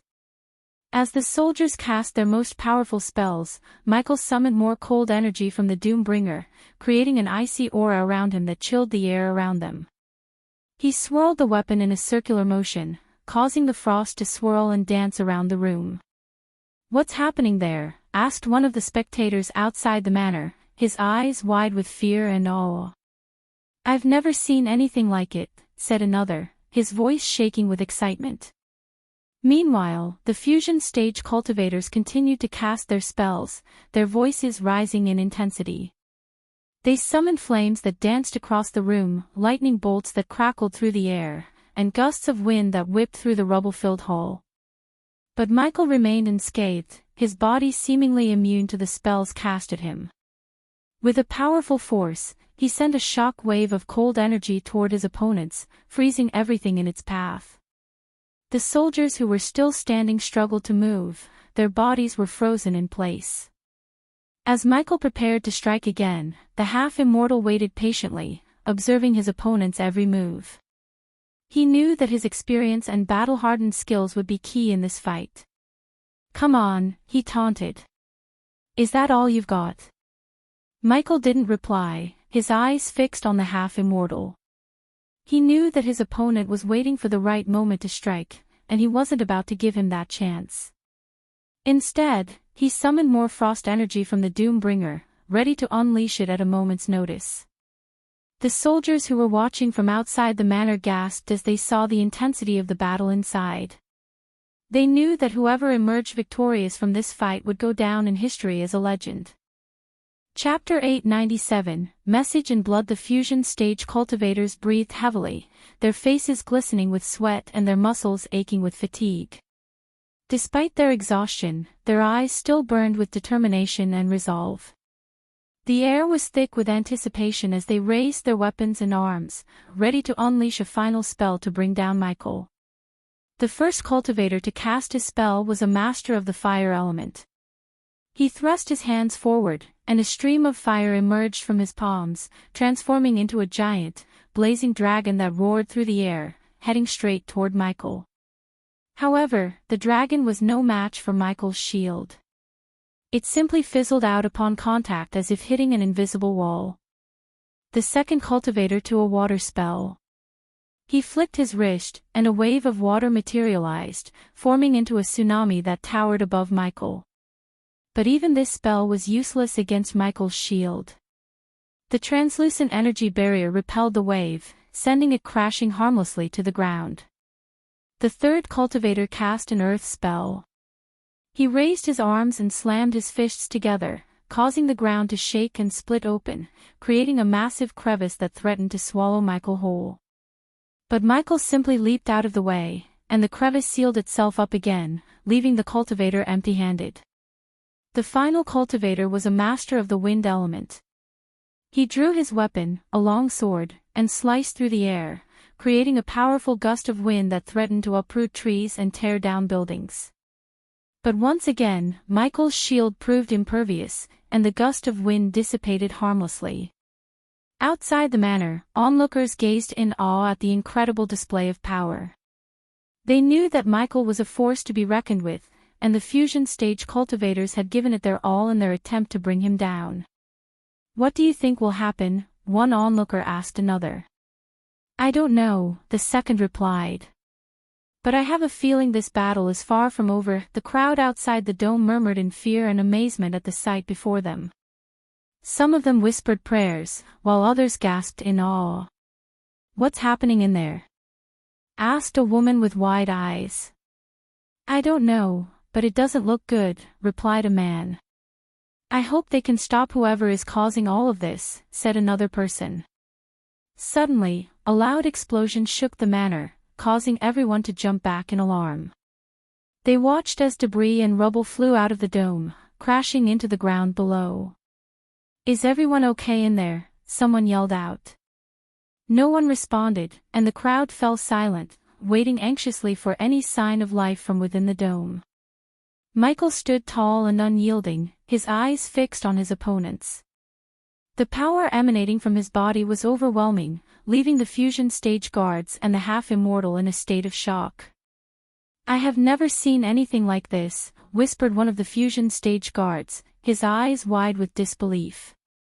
"How can he be so strong?" Another guard spoke up, "We've cast every spell we know and still, he remains unscathed. It's as if he's invincible." The half-immortal, who had seen many battles in his long life, could only shake his head in amazement. "I have fought against many opponents in my time, but I have never seen anyone like him. His power is beyond anything I have ever encountered." As Michael stood there, unmoved and unaffected by their attacks, the guards began to realize the full extent of the danger they were facing. They knew they were outmatched and outclassed by their opponent, and they wondered if they would ever be able to defeat him. The air in the manor was thick with tension and fear, and the only sound that could be heard was the sound of Michael's breathing. The guards watched him warily, waiting for his next move and wondering what they could do to stop him. "Is that all?" "I am disappointed." Michael shook his head, showing his disappointment at them. He slowly turned his gaze back to the half-immortal. Michael's eyes glinted with disappointment and disdain as he watched the fusion stage cultivators attempt to cast their spells. He had expected much more from cultivators of their level. As they launched their spells towards him, the responsive shield around him easily neutralized them. Michael knew they couldn't harm him, and he was not impressed. "You disappoint me. I had hoped for more from cultivators of your level," he stated coldly. The cultivators could only stare in disbelief at the display of power before them. They were powerless against Michael, and they knew it. The darkness in the room seemed to come alive, as though it had a mind of its own, and it made them feel even more vulnerable. The half-immortal stepped forward and summoned his most powerful spell, a fiery blaze that shot towards Michael with fierce determination. But to everyone's surprise, as soon as the spell hit Michael, a strange and dark black flame erupted from his body, engulfing the half-immortal spell. The black flames seemed to have a life of their own, swirling and flickering around Michael's body before finally dissipating into the air. The half-immortal stood there, stunned and speechless. He couldn't believe what he had just witnessed. The other guards and soldiers in the room were equally shocked. They had underestimated Michael's power and now realized that they could never defeat him. Michael stepped forward, his cold eyes fixed on the half-immortal. "You have failed," he stated. "Now it's time for you to pay the price." The half-immortal tried to cast another spell, but Michael was too quick. With a swift motion, he swung the Doombringer, unleashing a shock wave of cold energy that froze the half-immortal in place. The other guards and soldiers could only watch in horror as Michael approached the frozen half-immortal with a cold, menacing grin on his face. The darkness in the room seemed to thicken as though it was drawn to Michael's power. The cultivators could feel its presence, and it made them feel even more powerless. They were shocked and intimidated, unable to beg for mercy as they knew there was none to be found. They were at the mercy of Michael's power, and there was nothing they could do about it. One of the cultivators spoke up, his voice shaking with fear. "I have never seen anything like this before. He is too powerful," he said, his eyes wide with disbelief. Another cultivator added, "We have underestimated him. We had no idea he was this strong." The rest of the cultivators stood there in stunned silence, their mouths hanging open as they watched Michael approach the frozen half-immortal. They knew that they were no match for him, and they felt helpless and vulnerable in his presence. "He's not an inferior," whispered one of the cultivators, his voice barely above a whisper. "He's something else entirely." The darkness in the room seemed to press in on them, and they felt as though they were suffocating under its weight. They knew that they were at the mercy of Michael's power, and they could only hope that he would spare their lives. "Now it's my turn," said Michael with a cold voice. He could sense their fear and desperation but didn't let it affect him. With a quick motion, he cracked his neck and knuckles, preparing himself for what was to come. Then, a powerful gust of wind, mixed with intense cold, shot out from Michael, sending debris flying and shattering against the walls into a million pieces. With bone-crushing force, the guards were thrown back and hit the ground hard, bouncing and rolling before finally coming to a rest in twisted and unnatural positions. The room filled with the sound of breaking bones and groans of pain as the guards lay motionless and defeated. Michael stood amidst the chaos, his cold and unfeeling eyes surveying the scene. The air was thick with the smell of blood and dust, while the darkness in the room seemed to grow thicker as if drawn to Michael's power. The once majestic manor now lay in ruins, a mere shell of its former glory. The walls were cracked and crumbling, and the roof had caved in, leaving debris and rubble scattered everywhere. Broken furniture, shattered glass, and charred wood lay strewn about, giving the scene an eerie, apocalyptic feel. The gardens that once surrounded the manor were no more. Trees were uprooted, and the flowers were trampled, leaving only mud and dirt in their wake. The pond that had once been a serene oasis was now murky and stagnant, with dead fish floating on the surface. Smoke still rose from the smoldering ruins, casting an acrid odor in the air, and the only sounds were the faint creaking of loose timber and the occasional screech of a bird. The manor was now a haunted, lifeless place, a testament to the power of the battle that had taken place within its walls. Michael, however, was not yet finished. With a flick of his wrist, the darkness in the air surged forward, enveloping the unconscious fusion stage cultivators and lifting them off the ground, drawing them towards Michael. He stood before them, an imposing figure with his black cloak billowing around him. As he raised his hand, a dark sword materialized in his grip. The blade was black as night, and tiny crimson-red lightning bolts crackled around it, imbuing it with an eerie and ominous aura. The cultivators hovered in the air before him, helpless and at Michael's mercy. He surveyed them with a cold, unfeeling gaze, and then with a swift and precise motion, he cut open one of their arms with the dark sword, drawing blood. The blood dripped from the wound, staining the ground below with its dark and viscous fluid. Michael seemed to take no pleasure in this act, as if it were merely a necessary step in his grand plan. As though it was alive, the darkness in the air seemed to pulse with energy and responded to Michael's will. The air itself seemed to thicken as if it were trying to suffocate the cultivators. Then Michael began to write a message on the wall in blood. Michael's message was a chilling sight, written in bold, jagged letters with their blood. The deep red color of the blood contrasted starkly with the ashen color of the wall, making the message stand out even more. The letters were large, each one nearly a foot in height, and looked as though they had been carved into the wall with a sharp blade.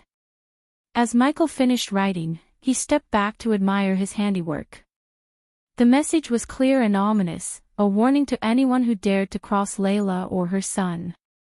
The blood had already begun to dry, leaving a dark, almost black stain on the wall, making the message even more ominous.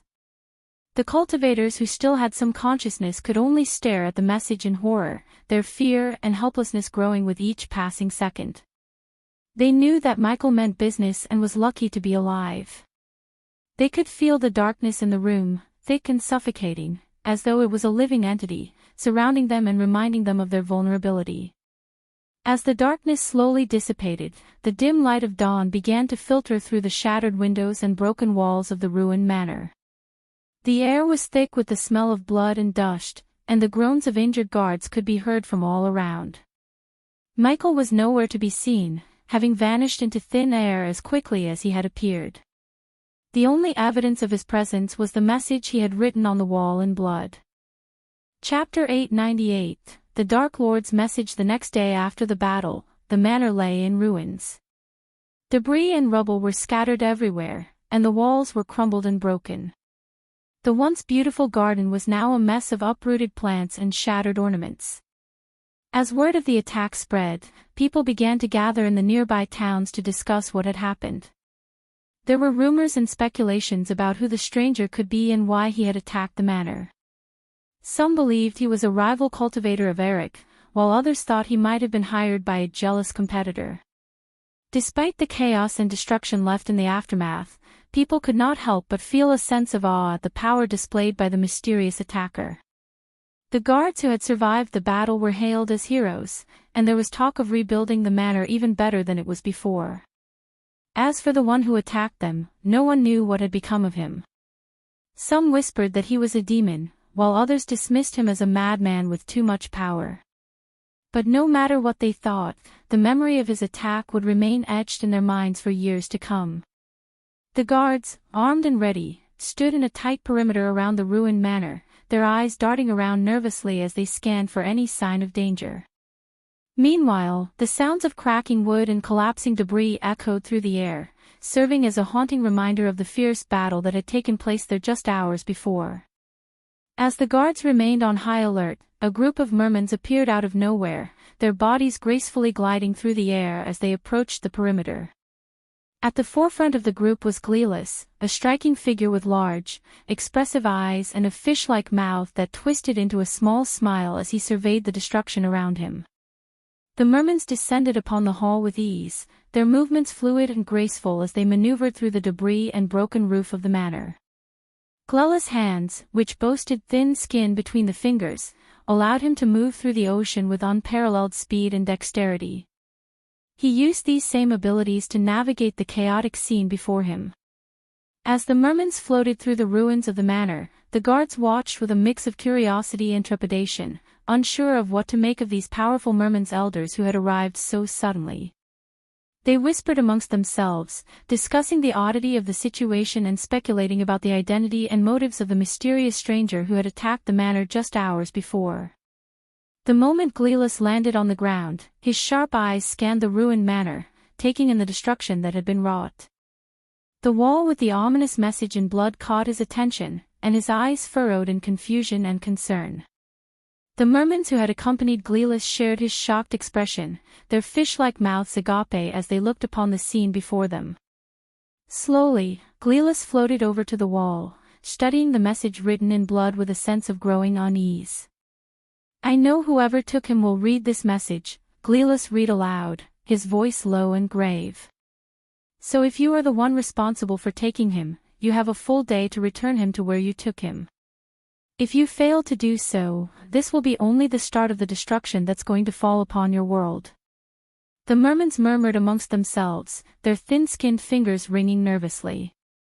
"What does this mean?" one of them asked, looking to Gleelis for answers.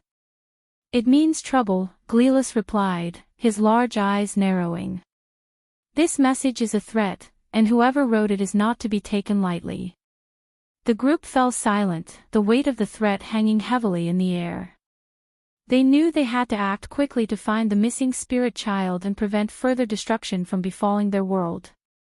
Gleelis stood there in silence, his gaze fixed on the blood message on the wall. He couldn't believe what he was seeing. He had heard rumors about the Dark Lord's power but never expected him to be this ruthless. The mere thought of what the Dark Lord could do to their world sent shivers down Gleelis' spine. He knew that the kidnapping of the spirit child was a grave mistake, but he never thought it would lead to this. As he looked around at the destroyed manor, he could see the physical and emotional damage the attack had caused. The guards were shaken, and their wounds would heal, but the trauma they had experienced would stay with them for a long time. Gleelis knew that the Dark Lord could have easily killed them all, but he had left them alive as a warning. A warning to anyone who dared to cross him. The mermans who stood around Gleelis were perplexed and worried about the situation.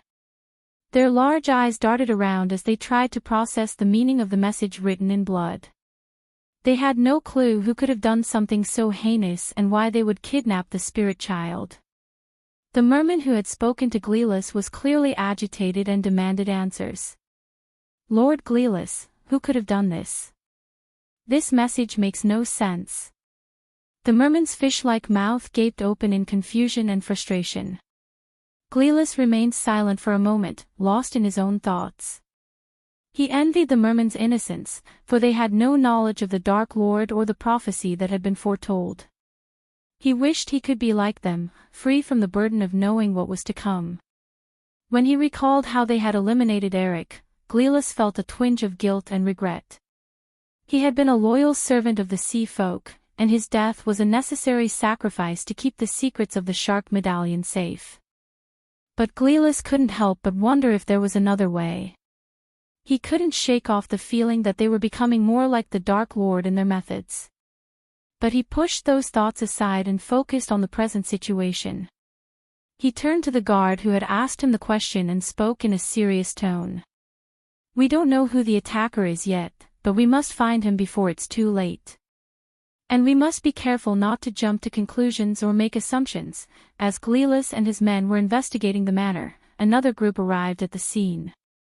But this time, they weren't mermans but wraiths. Gleelis quickly identified them, despite their shape-shifting abilities, as their distinct features gave them away. The wraiths had long, sleek bodies that seemed to move with a fluid grace. Their eyes were large and unblinking, and their skin had a slight iridescent sheen that shimmered in the light. Among the group of wraiths stood a sturdy man with a muscular body, a thick beard, and long black hair. He wore luxurious robes that were embroidered with intricate designs and radiated a powerful aura, making it clear that he was a leader among the wraiths. Mutrad was also present among the wraiths, standing slightly behind their leader. Mutrad stood amidst the ruins, his mind racing as he took in the devastation before him. Memories of the destroyed Ithlan island flooded his thoughts, and he felt a chill run down his spine. He had joined forces with the Dark Lord to prevent his own world from suffering a similar fate, but now it seemed like that fate might be inevitable. The fear that gripped Mutrad was palpable. His hands trembled as he tried to steady himself, and his heart felt like it was about to burst out of his chest.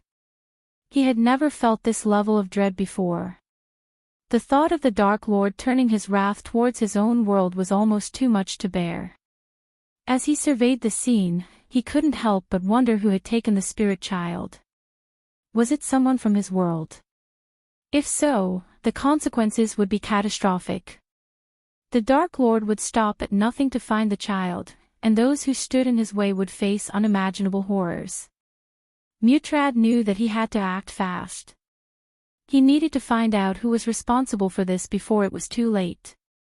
But even as he made plans in his mind, he couldn't shake the feeling of shock and terror that had taken hold of him.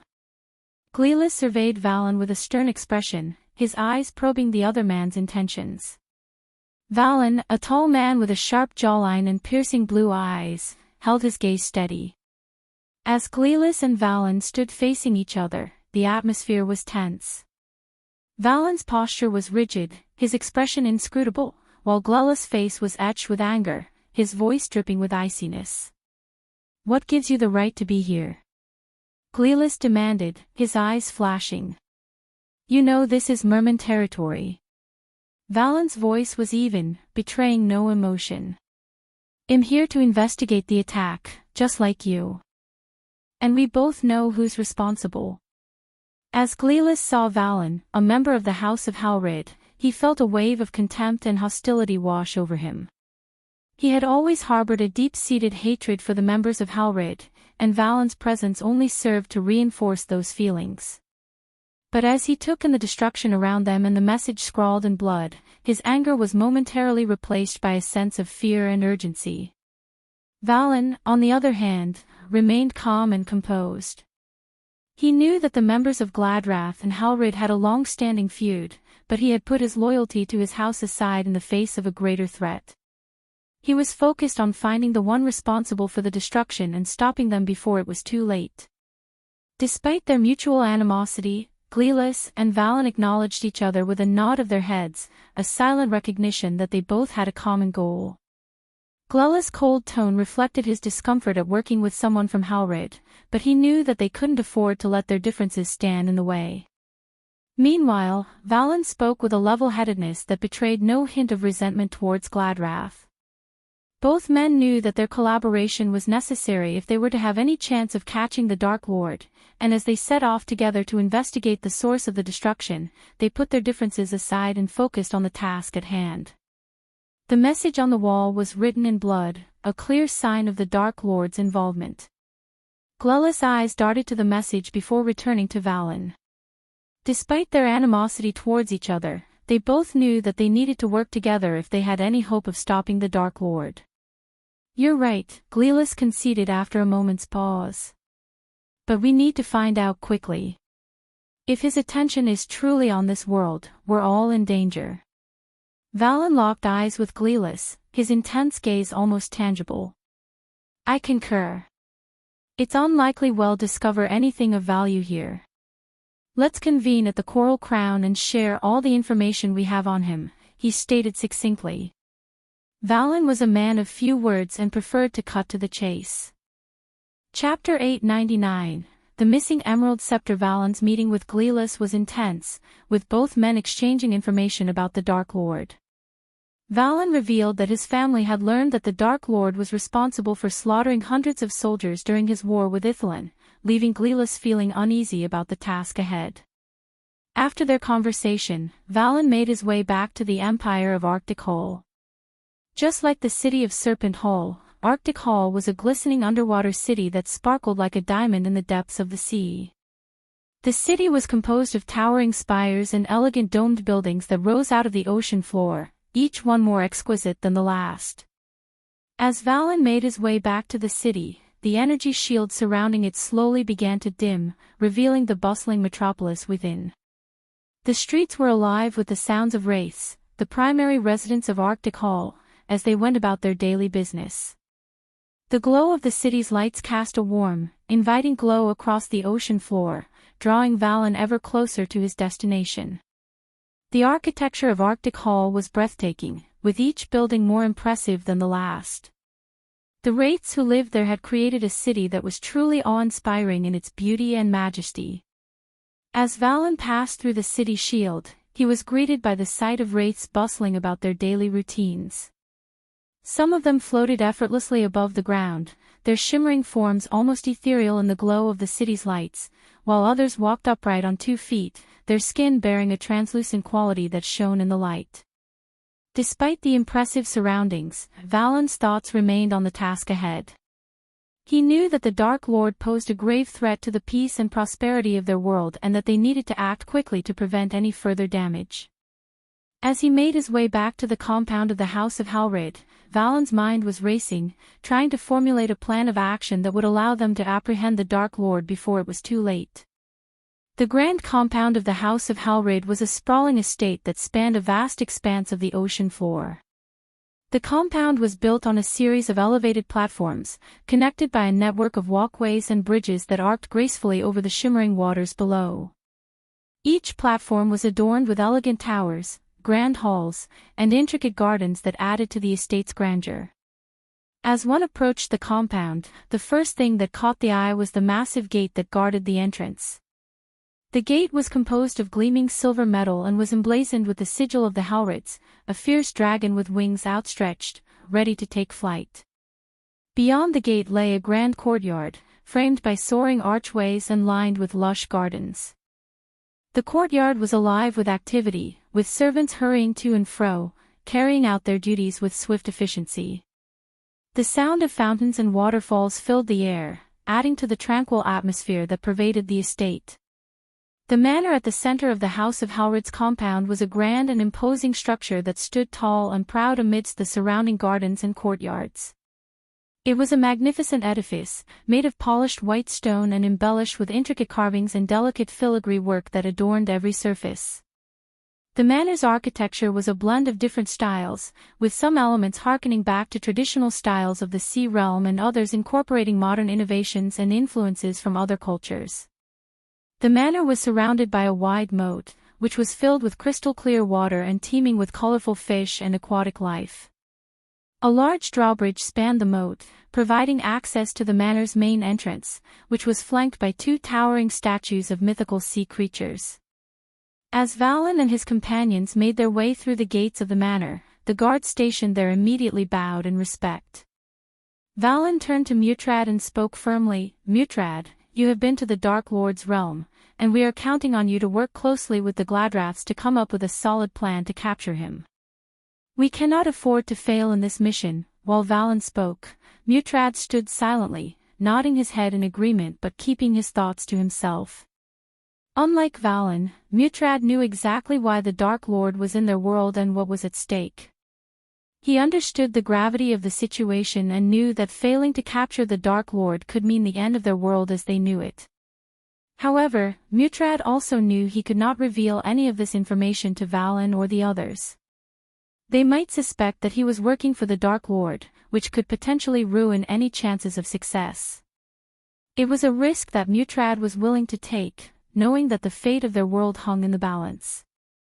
Despite the concern and fear that gnawed at his heart, Mutrad remained stoic and silent, determined to do whatever it took to save their world from becoming another Ithilien. Valen strode confidently towards the main hall, with Mutrad following closely behind. The path leading to the hall was guarded by 2 imposing wraiths, each standing at 7 feet tall and fully armored. They bowed respectfully as Valen approached, opening the doors to reveal the grand main hall. Mutrad couldn't help but marvel at the sight before him.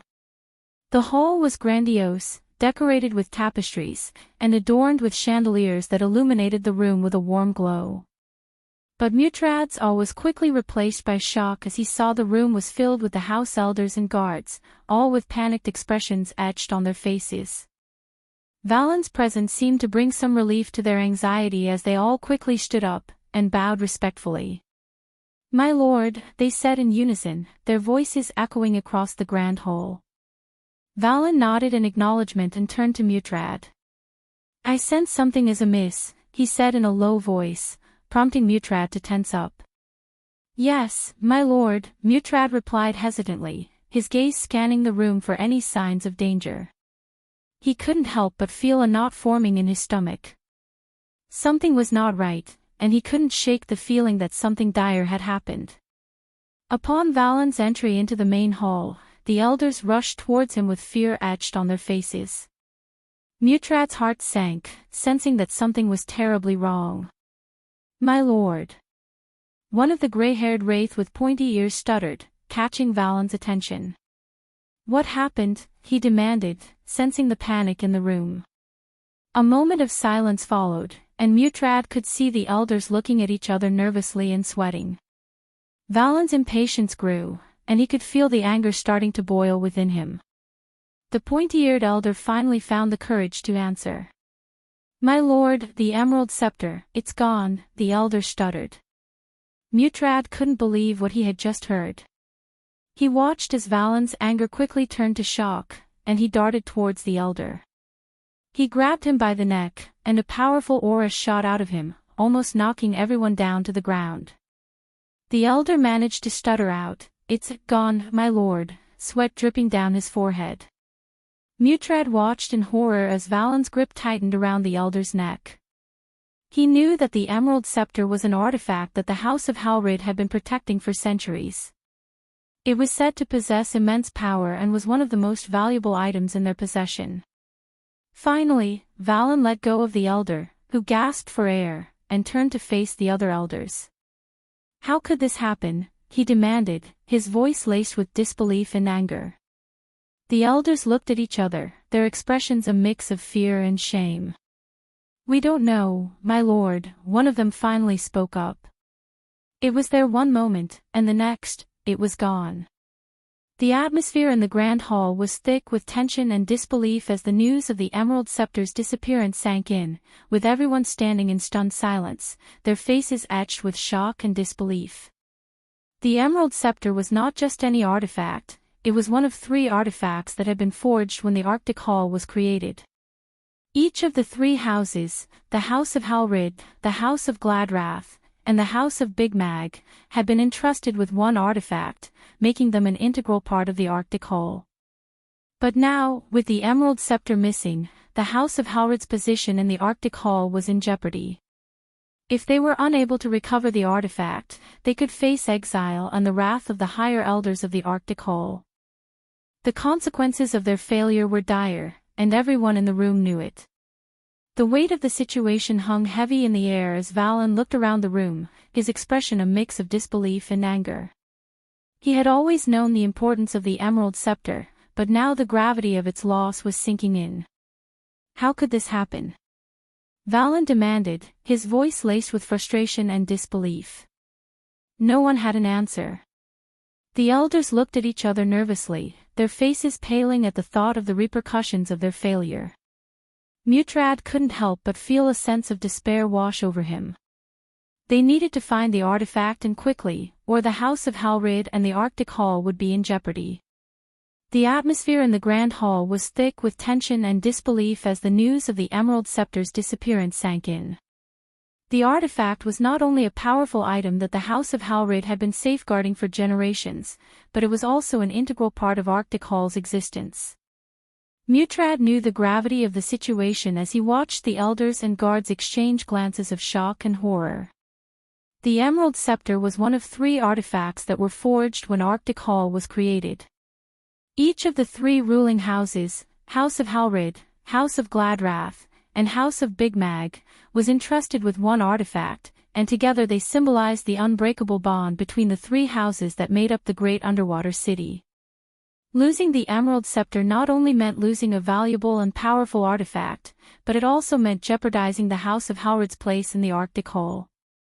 The thought of being exiled from Arctic Hall and facing the wrath of the higher elders was enough to make Mutrad's blood run cold. The loss of the Emerald Scepter was a grave matter that required immediate action. He could see Valen's mind racing as he tried to figure out what had happened and who could have taken it. Mutrad knew that finding the artifact was crucial not only for the House of Halrid but for the entire Arctic Hall. Valen's voice was still fragile as he spoke. "I need to see it with my own eyes." He walked through the crowd of stunned elders and guards, making his way to the end of the Grand Hall. There, he faced a wall of glass that looked out into an empty ocean void of any life forms. Valen placed his hand on the glass, and magical runes glowed as a golden bubble appeared in the empty ocean. As he stared at the empty bubble, Valen couldn't help but shiver. The bubble was supposed to contain the Emerald Scepter, one of the most powerful artifacts the House of Halrid had been protecting for centuries. It was hard to believe that it was gone. Valen examined the area around the bubble, and his eyes widened in shock. Powerful arrays and runes were placed all around the bubble, and a giant was guarding it. How could someone have stolen the Emerald Scepter with all of these protections in place? Valen turned to face the elders, his voice laced with anger and disbelief. How could this happen? Who is responsible for this? He demanded. The elders looked at each other, their expressions filled with fear and uncertainty. None of them could provide an answer. The Emerald Scepter was not only a valuable artifact, but it was also a symbol of their connection to the Arctic Hall. Losing it could mean being exiled from the hall and facing the wrath of the higher elders. Valen's shock was quickly replaced by an overwhelming fury, and he slammed his fist into the glass with a force that nearly shattered it into pieces. The room was filled with a deafening crack, and everyone could feel the vibrations pulsating through the air. The elders were frozen in fear, not daring to move as Valen's murderous aura engulfed the room. The air was thick with tension, and even breathing felt like a difficult task under the weight of his anger. As Valen turned to face the elders, his eyes blazed with fury, and his voice was low and menacing. "Whoever is responsible for this will face the full wrath of the House of Halrid," he growled, his words like a death sentence.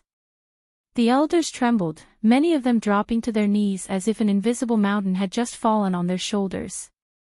They knew that Valen's wrath was not to be taken lightly, and the consequences of losing the Emerald Scepter could be dire for them all. The silence in the hall was finally broken by one of the elders. "My lord, it must be the Dark Lord," he said, his voice quivering with fear.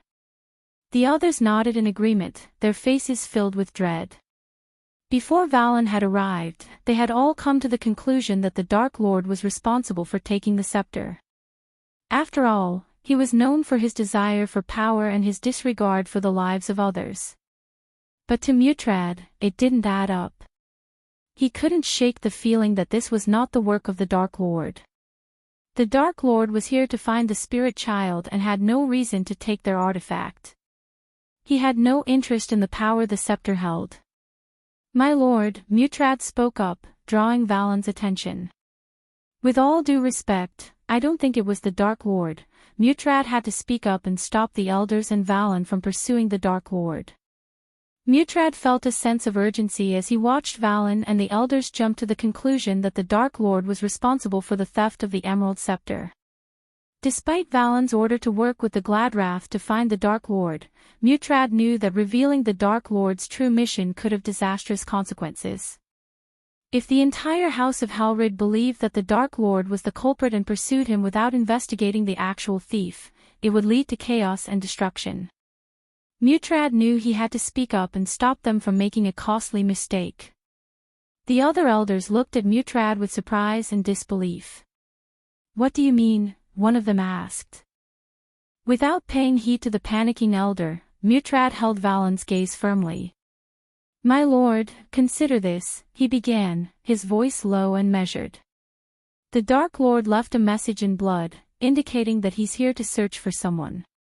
If that's the case, why would he risk stealing the scepter without even knowing if it's the item he needs? Moreover, the location of the scepter was only known to a handful of people, including us. It simply doesn't make sense. Valen's expression softened slightly as he pondered over Mutrad's words. It was true that the Dark Lord's actions seemed inconsistent with his goal. But who else could have taken the scepter? Chapter 900, Underwater Slaughter. In the Sea Realm, the absence of a sun made it impossible to have a day and night cycle like the one experienced in the realm above. However, the ingenious energy dome surrounding the empires had a remarkable feature that simulated a semblance of day and night. As the glow of the energy dome dimmed, the entire city came alive with shimmering luminescent orbs that emitted a captivating radiance. After concluding his discussion with Valen, Mutrad bid his personal guards farewell and embarked on a journey to the Sea Serpent Hall. Instead of venturing into the buildings within the energy shield, he chose to explore the vast open underwater landscape. The tranquil and serene environment, with its crystal-clear waters and an endless expanse of flora and fauna, was a feast for his eyes. As he moved through the cool waters, Mutrad was mesmerized by the kaleidoscope of colors that greeted him at every turn. Schools of brightly colored fish darted around him while delicate coral formations swayed gently in the currents. The majestic Sea Serpent Hall loomed in the distance, its imposing structure a testament to the ingenuity and craftsmanship of the seedwelling inhabitants. Silent and swift, Mutrad navigated the murky waters of the ocean depths until he came upon a spectacular coral formation. The soft glow of bioluminescent fish flickered around him, illuminating his path. As he drew near, a hidden cabin within the massive coral structure came into view. It was Mutrad's secret sanctuary, known to no one but himself. Casting a watchful eye around him, Mutrad approached the cabin with slow and deliberate steps. He paused before the door, checking for any signs of danger before tentatively knocking. The sound echoed eerily through the underwater silence, and to his surprise, the door creaked open on its own, revealing the dimly lit interior of his hidden refuge. As Mutrad cautiously stepped inside the cabin, he was immediately enveloped in darkness. The only source of light was a small, flickering candle on a rickety old table. The air was musty and filled with the scent of dampness and decay. The sound of water droplets could be heard echoing through the hollow space, a reminder of their deep underwater location. Mutrad's eyes slowly adjusted to the dim light, and he saw the Dark Lord sitting before a large marble table. The table was covered with an array of strange contraptions that emitted an eerie glow, casting shadows that danced ominously on the walls.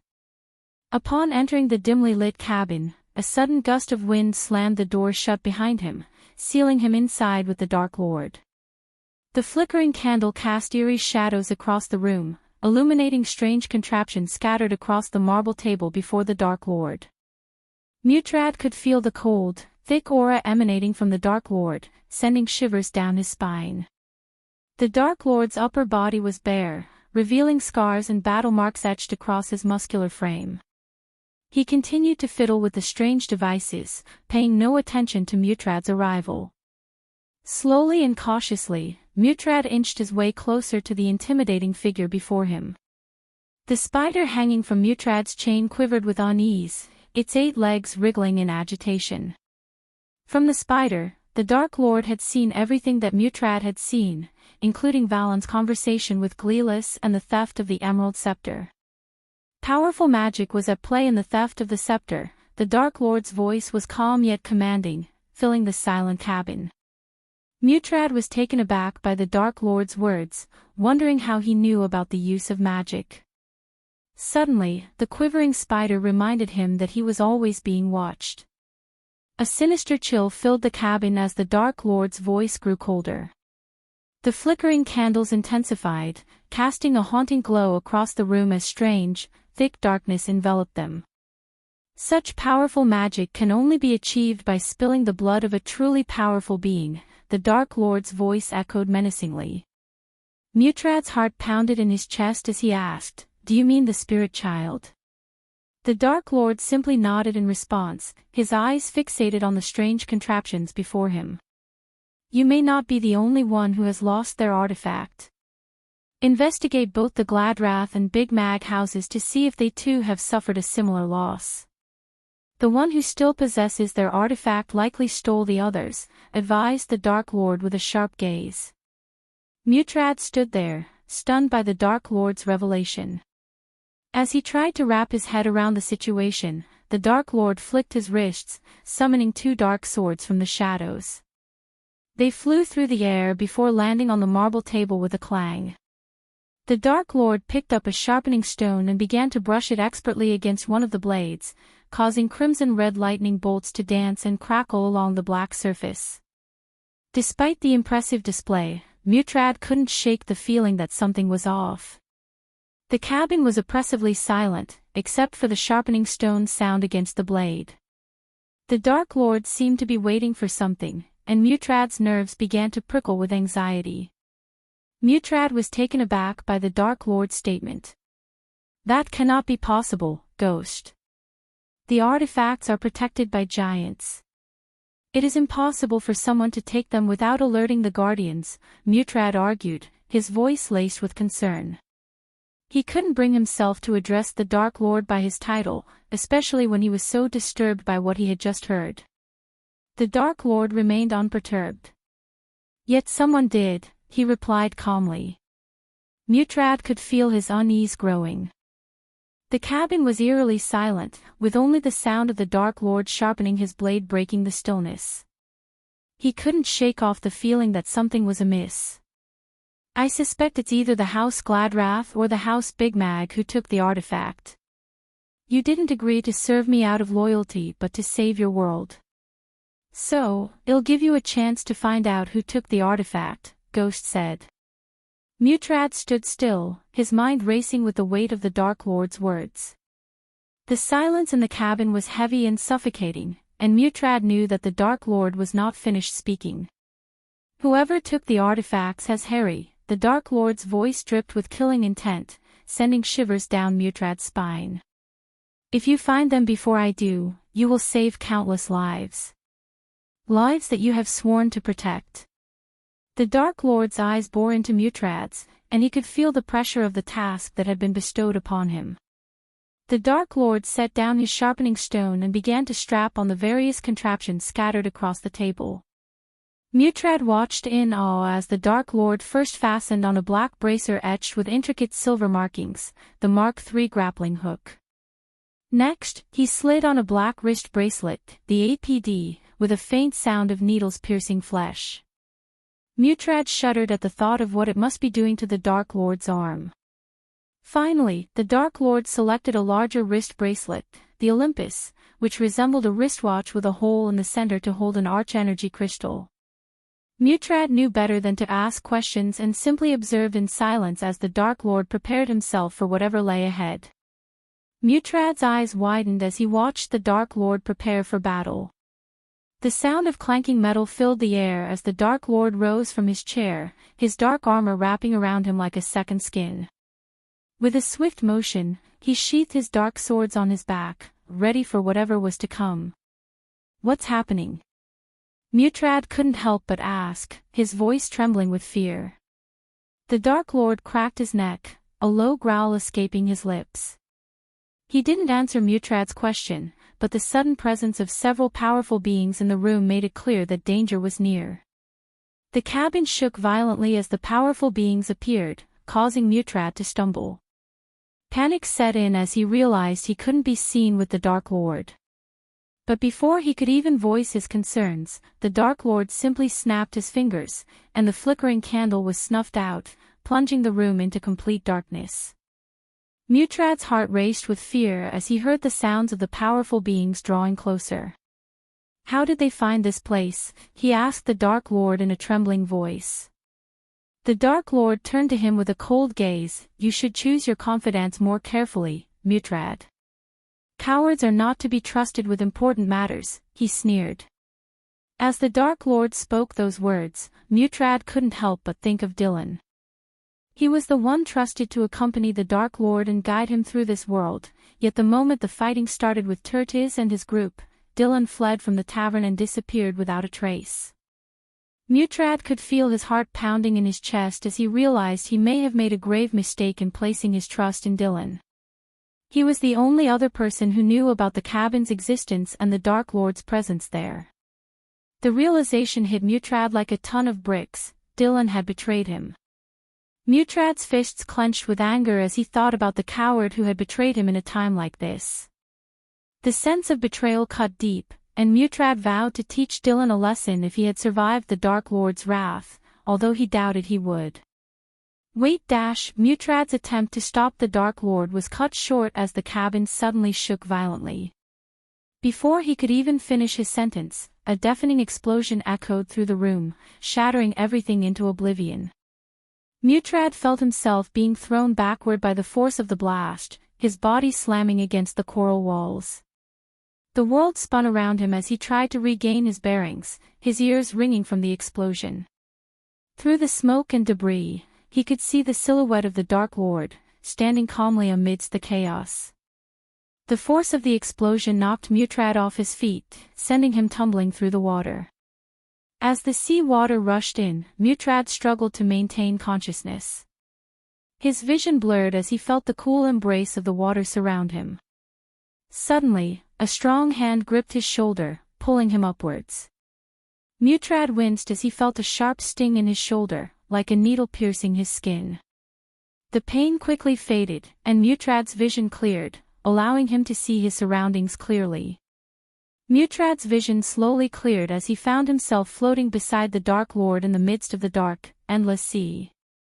He realized with a start that a crimson-red, translucent shield surrounded them, protecting them from the crushing pressure of the deep waters. The shield shimmered with a pulsating energy, creating an eerie glow that illuminated their surroundings. Mutrad couldn't help but feel a sense of awe mixed with fear as he gazed upon the shield's power, wondering how the Dark Lord managed to create such a powerful spell. As Mutrad gazed out through the crimson shield, his heart sank at the sight that greeted him. Dark, ominous figures shrouded in a thick, black mist floated menacingly in the water around them. The mist was so thick that Mutrad couldn't see their faces or even determine their race. Amidst them, he spotted 3 individuals whose aura radiated an immense and sinister power, indicating that they were at the pinnacle of the immortal stage. Their eyes burned with a fierce intensity, and their bodies rippled with otherworldly energy that made the water around them churn and boil. The group's sheer power and malevolent intent were palpable, sending shivers down Mutrad's spine. Their sole purpose seemed to be to kill the Dark Lord, and Mutrad knew that they wouldn't hesitate to crush anyone who stood in their way. Chapter 901 Underwater Slaughter Mutrad strained his ears to listen to the whispers of the figures looming outside the protective barrier, their voices like the hissing of serpents in the darkness. He couldn't make out their features, but the way they spoke made his scales prickle with unease. These were no ordinary beings, and their intentions were clear, to slay the Dark Lord and anyone else who dared to stand in their way. Traitor, their voices grew louder and more menacing with every repetition of the word. Mutrad couldn't help but feel a twinge of guilt as he thought of his own past transgressions. Had he not served the Dark Lord in his quest for power, would he have become like these figures outside the barrier, lost in their thirst for vengeance? "We will deal with you after we slay the Dark Lord," they said in unison, their voices carrying an ominous threat. Mutrad knew that Michael was powerful, but these beings were at a whole different level of strength. It was like trying to take down a dragon with a wooden sword. But Michael was not one to be intimidated by threats. In fact, he seemed to relish the challenge. "No, you will not," Michael replied, his voice cool and collected. "You will be all fish food when I'm done with you."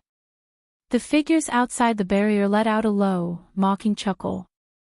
"Well, see about that," one of them growled.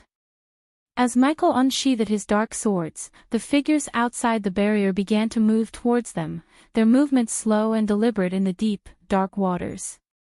Michael's blades glinted menacingly in the dim light, casting an eerie glow on his face. "You should have stayed in your kingdom, Landwalker," one of the figures sneered. The sea is no place for you. Michael remained silent, his focus solely on the task at hand. He had faced many foes in his time, but never in such an unfamiliar environment. The pressure of the sea might be working against him, but the darkness strengthened him. Mutrad watched with apprehension as the figures unleashed their spells, their movements fluid and graceful in the water. He could feel the energy in the water shift, the currents growing stronger and more chaotic as the spells were cast. It was a mesmerizing and terrifying sight, as the figures seemed to be in perfect harmony with the water, bending it to their will like a master conductor leading an orchestra. Suddenly, the water around Michael erupted in a dazzling display of light and energy. Beams of energy, bolts of lightning, and explosions of fire erupted around him, illuminating the surrounding waters in a brilliant display of colors. Despite the ferocity of the spells, Michael remained calm and composed, his body moving with the fluid grace of a predator in the water. The spells collided with an invisible barrier around Michael, casting a shower of sparks and energy that crackled in the water. The impact of the spells sent shockwaves rippling through the water, distorting the surrounding currents and causing the sea floor to tremble. Michael stood firm, his dark swords drawn and at the ready. His eyes glinted with a cold, calculating light as he scanned his opponents, searching for weaknesses and vulnerabilities.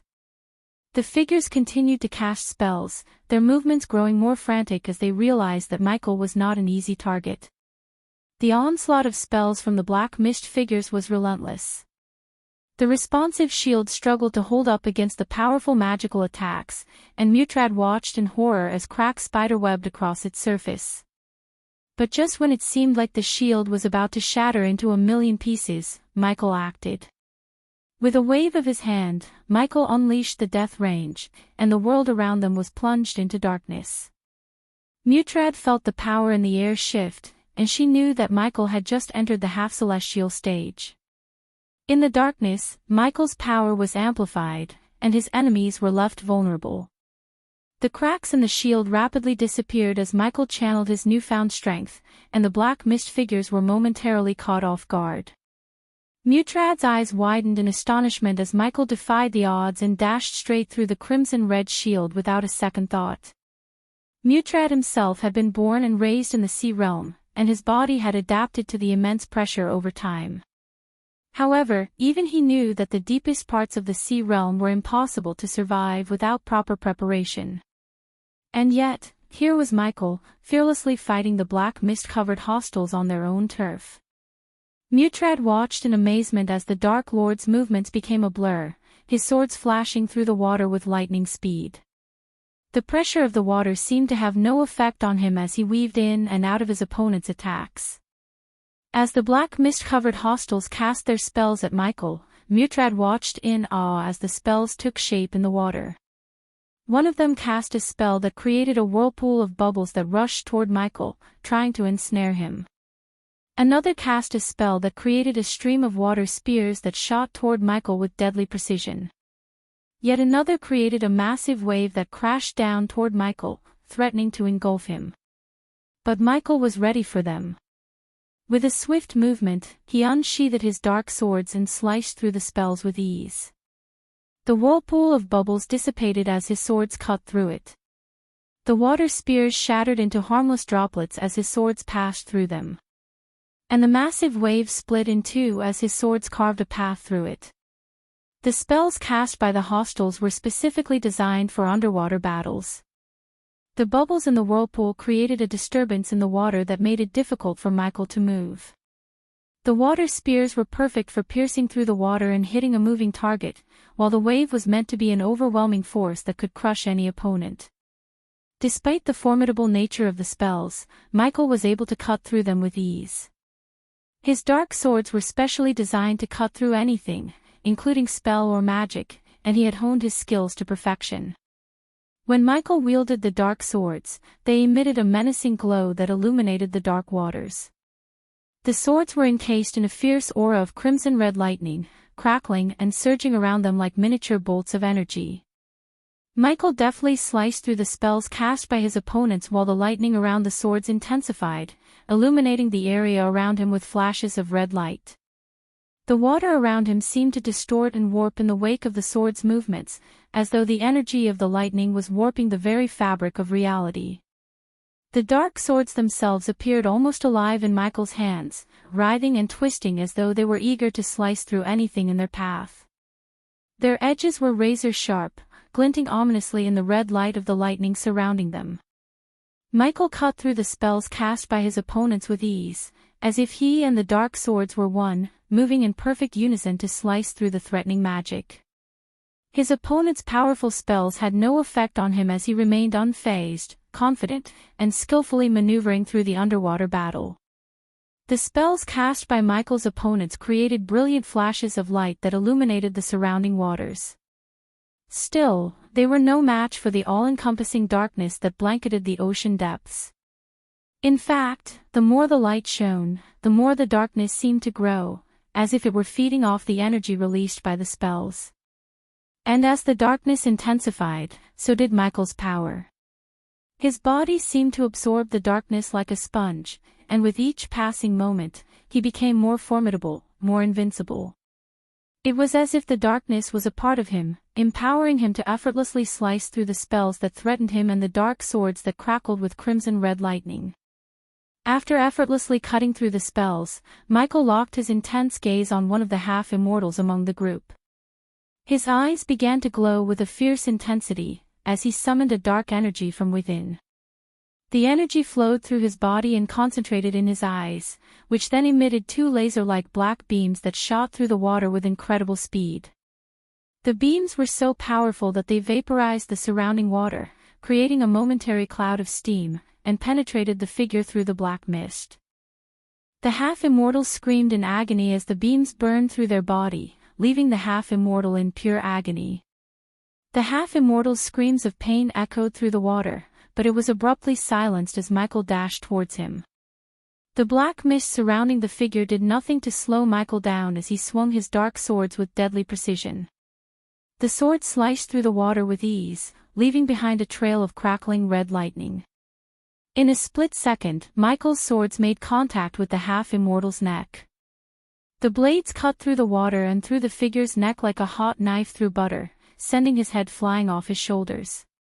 The surrounding water turned red as blood mixed with the ocean, creating an eerie atmosphere. Michael stood there, his body pulsing with power, as he watched the half-immortal's headless body drift away. The other figures watched in shock and fear, realizing that they were facing a truly formidable opponent. Ding! Congratulations to the host for killing a half-immortal level 8 warrior. The reward is 1 million experience points and 20,000 badass points. Ding! Congratulations to the host for successfully being a badass. The reward is 15,000 badass points. Upon killing one of the 8 enemies, Michael heard the notification from the system ringing in his head. He ignored the system notification and focused on the task at hand. Use the light, bellowed one of the immortals, his voice carrying a commanding tone that left no room for argument. Without hesitation, the others followed suit, their hands raised towards the darkness that surrounded them. Suddenly, a brilliant orb of light materialized, pulsating with an intensity that made Mutrad squint and close his eyes. The radiant light illuminated the ocean around them, revealing the eerie black mist that enveloped the hostile figures. The pulsating energy emanating from the orb was so strong that Mutrad could feel the pressure increasing around him, almost suffocating him. The intense brightness from the orbs clashed with the overwhelming darkness from Michael, and the collision created an eerie grayness that engulfed the entire area. The two opposing forces seemed to be locked in a tug of war, each one striving to overcome the other. The struggle between light and darkness was so intense that Mutrad could feel the pressure building up around him, making it difficult to move. He watched in awe as the two powerful forces pushed and pulled against each other, neither one giving in. The pulsating orbs of light emitted a powerful energy that Michael could feel even from a distance. As the wielder of the dark flames, he was intimately familiar with the energy of primordial flame, but the energy emanating from the orbs was completely different, yet somehow familiar. It was as if the energy of the light orbs was the opposite of the dark flames but still connected in some way. Michael could feel the opposing forces trying to cancel each other out, but the balance between them remained fragile and uncertain. As the orbs of light pulsated with immense energy, Michael's body began to feel the strain of the opposing force. He could sense the energy from the orbs, a kind of primordial flame that was completely opposite to his own dark flames. The collision of the two energies resulted in a strange grayness that seemed to swallow everything around them. "Light flames," Michael muttered, his forehead creasing with concentration. The war between the darkness of his death range and the light from the orbs was diminishing the strength of the darkness. The absence of complete darkness due to the conflict with the orbs of light had made Michael's powers not as potent as they were before. With Michael's power weakened by the presence of light flames, one of the immortal figures seized the opportunity. He swiftly conjured a ball of energy, his movements fluid and precise, while the others watched intently. The ball of energy pulsated with an intense brightness, almost blinding Mutrad's eyes. Michael was their target, and they waited expectantly to see his next move. The ball of energy, crackling with power, sliced through the water with ferocity, hurtling towards Michael. Just as it was about to strike him, the responsive shield flickered into existence around him, absorbing the spell but not completely. The remaining power of the spell struck Michael in the chest, sending him back a few inches. The force of the impact reverberated through his body, and a tiny drop of blood oozed out of the corner of his mouth, mixing with the water and creating an eerie red cloud around him. Michael smirked as he emerged from the blast, seemingly unfazed by the spell. "Is that the best you can do?" he taunted, his voice carrying through the water. The energy from the spell had hit him, sending him back a few inches, but Michael stood tall and resolute. He knew he was far more powerful than these beings who had dared to challenge him. Even with the power of the light flames on their side, they were no match for him. Chapter 902 Underwater Slaughter. The figures shrouded in mist noticed the impact of their light flames orbs on Michael's power and seized the opportunity to strike him with a barrage of spells. The first one was a beam of concentrated light that shot toward Michael like a bolt of lightning. As it hit the responsive shield around him, the beam dispersed into a shower of glowing particles that fizzled out harmlessly. Next, one of the immortals cast a spell that conjured up a whirlpool of swirling water around Michael. The current became stronger, but Michael remained unfazed, his dark swords cutting through the water with ease. Another figure raised his hand and summoned a cluster of sharp icicles, which hurtled toward Michael at a frightening speed. Michael twirled the dark swords in his hands, cutting through the icicles before they could reach him, sending shards of ice scattering around him.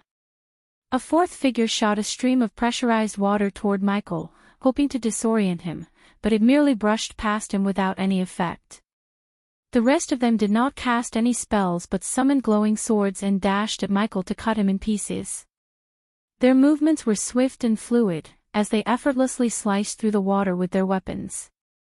Michael felt the pressure from the water increase as the figures closed in on him, but he remained focused on the incoming attacks.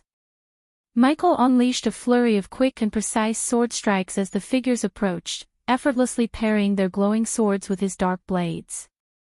The sound of clashing swords echoed through the water as Michael deftly avoided their attacks and countered with his own. Despite the weight of the water pressing down on him, Michael moved with the grace and agility of a dancer, his movements almost fluid in their execution. With each strike, his opponents were pushed back, their glowing swords barely able to withstand the force of Michael's powerful swings. The water around them was churned into a frenzy, as the combatants continued their deadly dance. Finally, Michael saw an opening and took advantage of it. With a swift and powerful swing, he cut through one of the glowing swords, shattering it into 1,000 pieces. The figure who had summoned the sword was momentarily stunned, allowing Michael to move in for the finishing blow. With a quick thrust of his dark sword, he pierced through the figure's chest, and the glowing sword vanished in a burst of light. As the other figures realized their glowing swords were no match for Michael, they quickly retreated, disappearing into the murky waters to strategize their next move. One of the immortals, however, refused to back down. He cast a spell that formed a massive ice dragon in the water, its scales shimmering in the dim light. The dragon roared, sending shockwaves through the water, as it charged at Michael with terrifying speed. Michael was already being bombarded by several spells at the same time, his responsive shield struggling to absorb the onslaught of energy. As the water dragon approached, Michael raised his dark swords, ready to face the beast head-on. But the dragon was too powerful for the shield to handle, and it shattered on impact as the dragon sank its razor-sharp teeth into Michael's shoulder and chest. Blood gushed from Michael's wounds, mixing with the water and turning it a deep red. Despite the pain and the loss of his shield, Michael remained unfazed.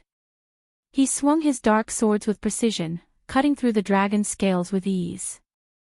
The dragon let out a deafening roar as it recoiled, its body disintegrating into nothingness.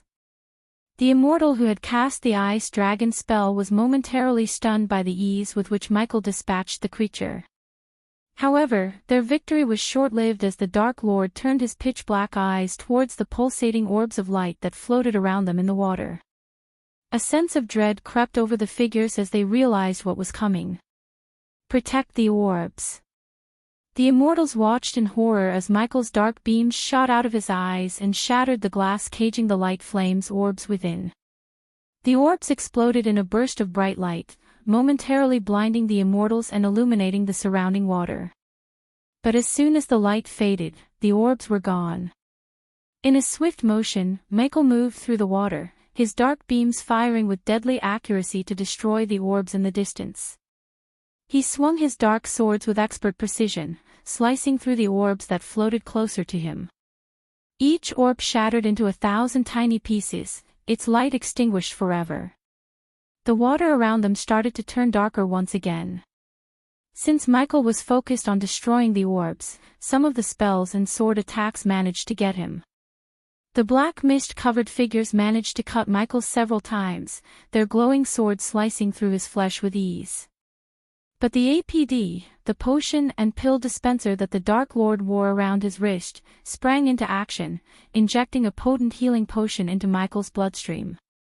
Despite the pain that racked his body, Michael fought on, his face a mask of determination. As the battle raged on, the immortals launched one spell after another, bombarding Michael with powerful attacks that would have felled any other warrior. But Michael's APD kept injecting him with healing potions, allowing him to withstand the onslaught. The pain was excruciating, but Michael refused to let it show. Despite the spells and attacks, Michael fought on, his dark swords flashing as he sliced through the glowing swords of his opponents. His eyes blazed with an otherworldly light as he fired dark beams from his gaze, obliterating the orbs of light that surrounded them. Each blow he struck was more ferocious than the last, his strength fueled by a burning desire to see the battle through to its conclusion. Finally, after what felt like an eternity, Michael destroyed the last of the light flame orbs. With a triumphant roar, he turned to face his opponents, his eyes blazing with a fierce intensity.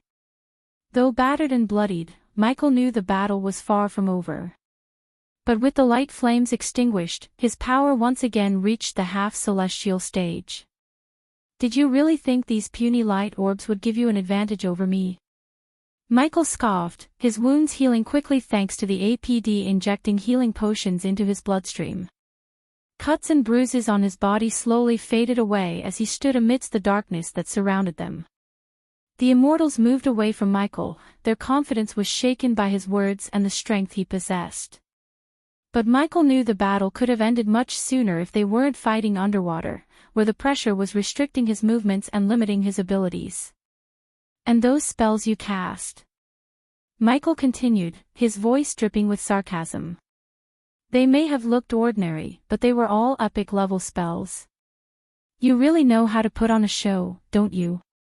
Despite the pain he felt, Michael remained composed and focused on the task at hand. He knew he had to adapt to the underwater environment and overcome the challenge posed by the light orbs. With each passing moment, the darkness around him grew stronger, boosting his power and giving him an edge over his opponents. The complete darkness of the death range enveloped the area, and Michael rose to the half-celestial stage once again, just as he had been before the light orbs had interrupted his power. Prepare yourselves to witness the true power gap between us, Michael's voice boomed in the utter darkness, sending chills down their spines. Muthrad, who had been observing the battle from a safe distance, felt the pressure around him increase as he braced for what was to come. The remaining immortals and their half-immortal underlings frantically tried to cast their strongest spells, but they had no idea what was about to hit them. Suddenly, the water around them began to boil due to the intense heat emanating from the Dark Lord, while the ear-deafening crackling of lightning filled the air. As if that wasn't enough, the water began to swirl around them, forming a powerful vortex that threatened to crush them from all sides. As the darkness intensified, the two immortals could feel the water moving around them, and an eerie silence descended upon the scene. Suddenly, they felt a sharp pain in their throats, as if a hot blade had been thrust through them. They tried to speak, but their voices were choked by the presence of a dark sword piercing through their necks. Blood oozed out of the wounds, staining the water around them, but in the pitch-black darkness, no one could see the blood or the dark swords. Just then, a half-immortal summoned a swarm of glowing piranhas, hoping to illuminate the Dark Lord floating behind the immortals for a moment.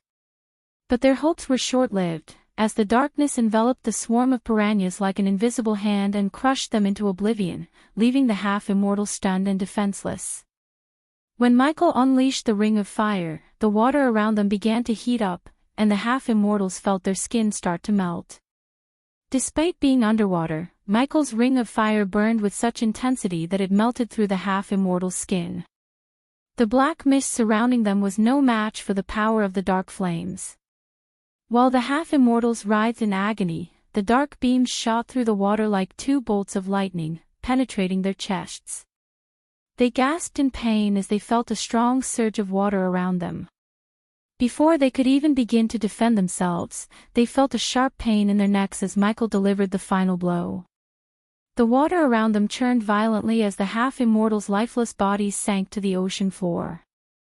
Michael, now the victor of the underwater battle, let out a triumphant laugh as the darkness began to recede. As the darkness faded away, Muthrad's eyes widened in shock as he saw the Dark Lord floating in the water, his body unscathed despite the intense battle that had just taken place. The bodies of the defeated foes slowly sank to the ocean floor, a silent testament to the power of the Dark Lord. The water around them glowed with an eerie light, the residue of the spells and attacks that had been exchanged. Muthrad couldn't help but feel a sense of unease as he looked around, wondering what impact their battle had on the delicate ecosystem of the ocean. The thought of the potential devastation sent shivers down his spine. Just when Muthrad thought the battle was over, the Dark Lord turned his gaze towards him and disappeared from his sight in a blur of motion. Muthrad stood there, stunned, with 1,000 questions racing through his mind.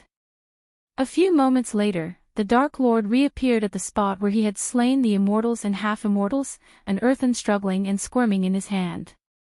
Despite its feeble attempts to escape, the Dark Lord tightened his grip around the earthen's neck, raising it up as his menacing eyes glinted in the dim light. Muthrad could feel the intensity of the Dark Lord's rage and power emanating from him, and he couldn't help but feel a sense of fear and awe in his presence. Muthrad noticed the glowing icy blue crystal in the earthen's hand as he approached. The Dark Lord's gaze also fell upon the crystal, and he swiftly snatched it away from the creature's grasp. The crystal shimmered in his palm as he infused it with a sliver of energy, bringing the recorded battle to life. Watching the playback of the intense underwater battle, Muthrad felt a sense of awe at the power that was displayed. The crystal captured every moment of the battle in vivid detail, from the clash of spells to the fierce sword fights. It was as if they were reliving the battle in real time, only with a clearer view of the action. Intriguing. Now, who hired you? The Dark Lord questioned with a chilling tone.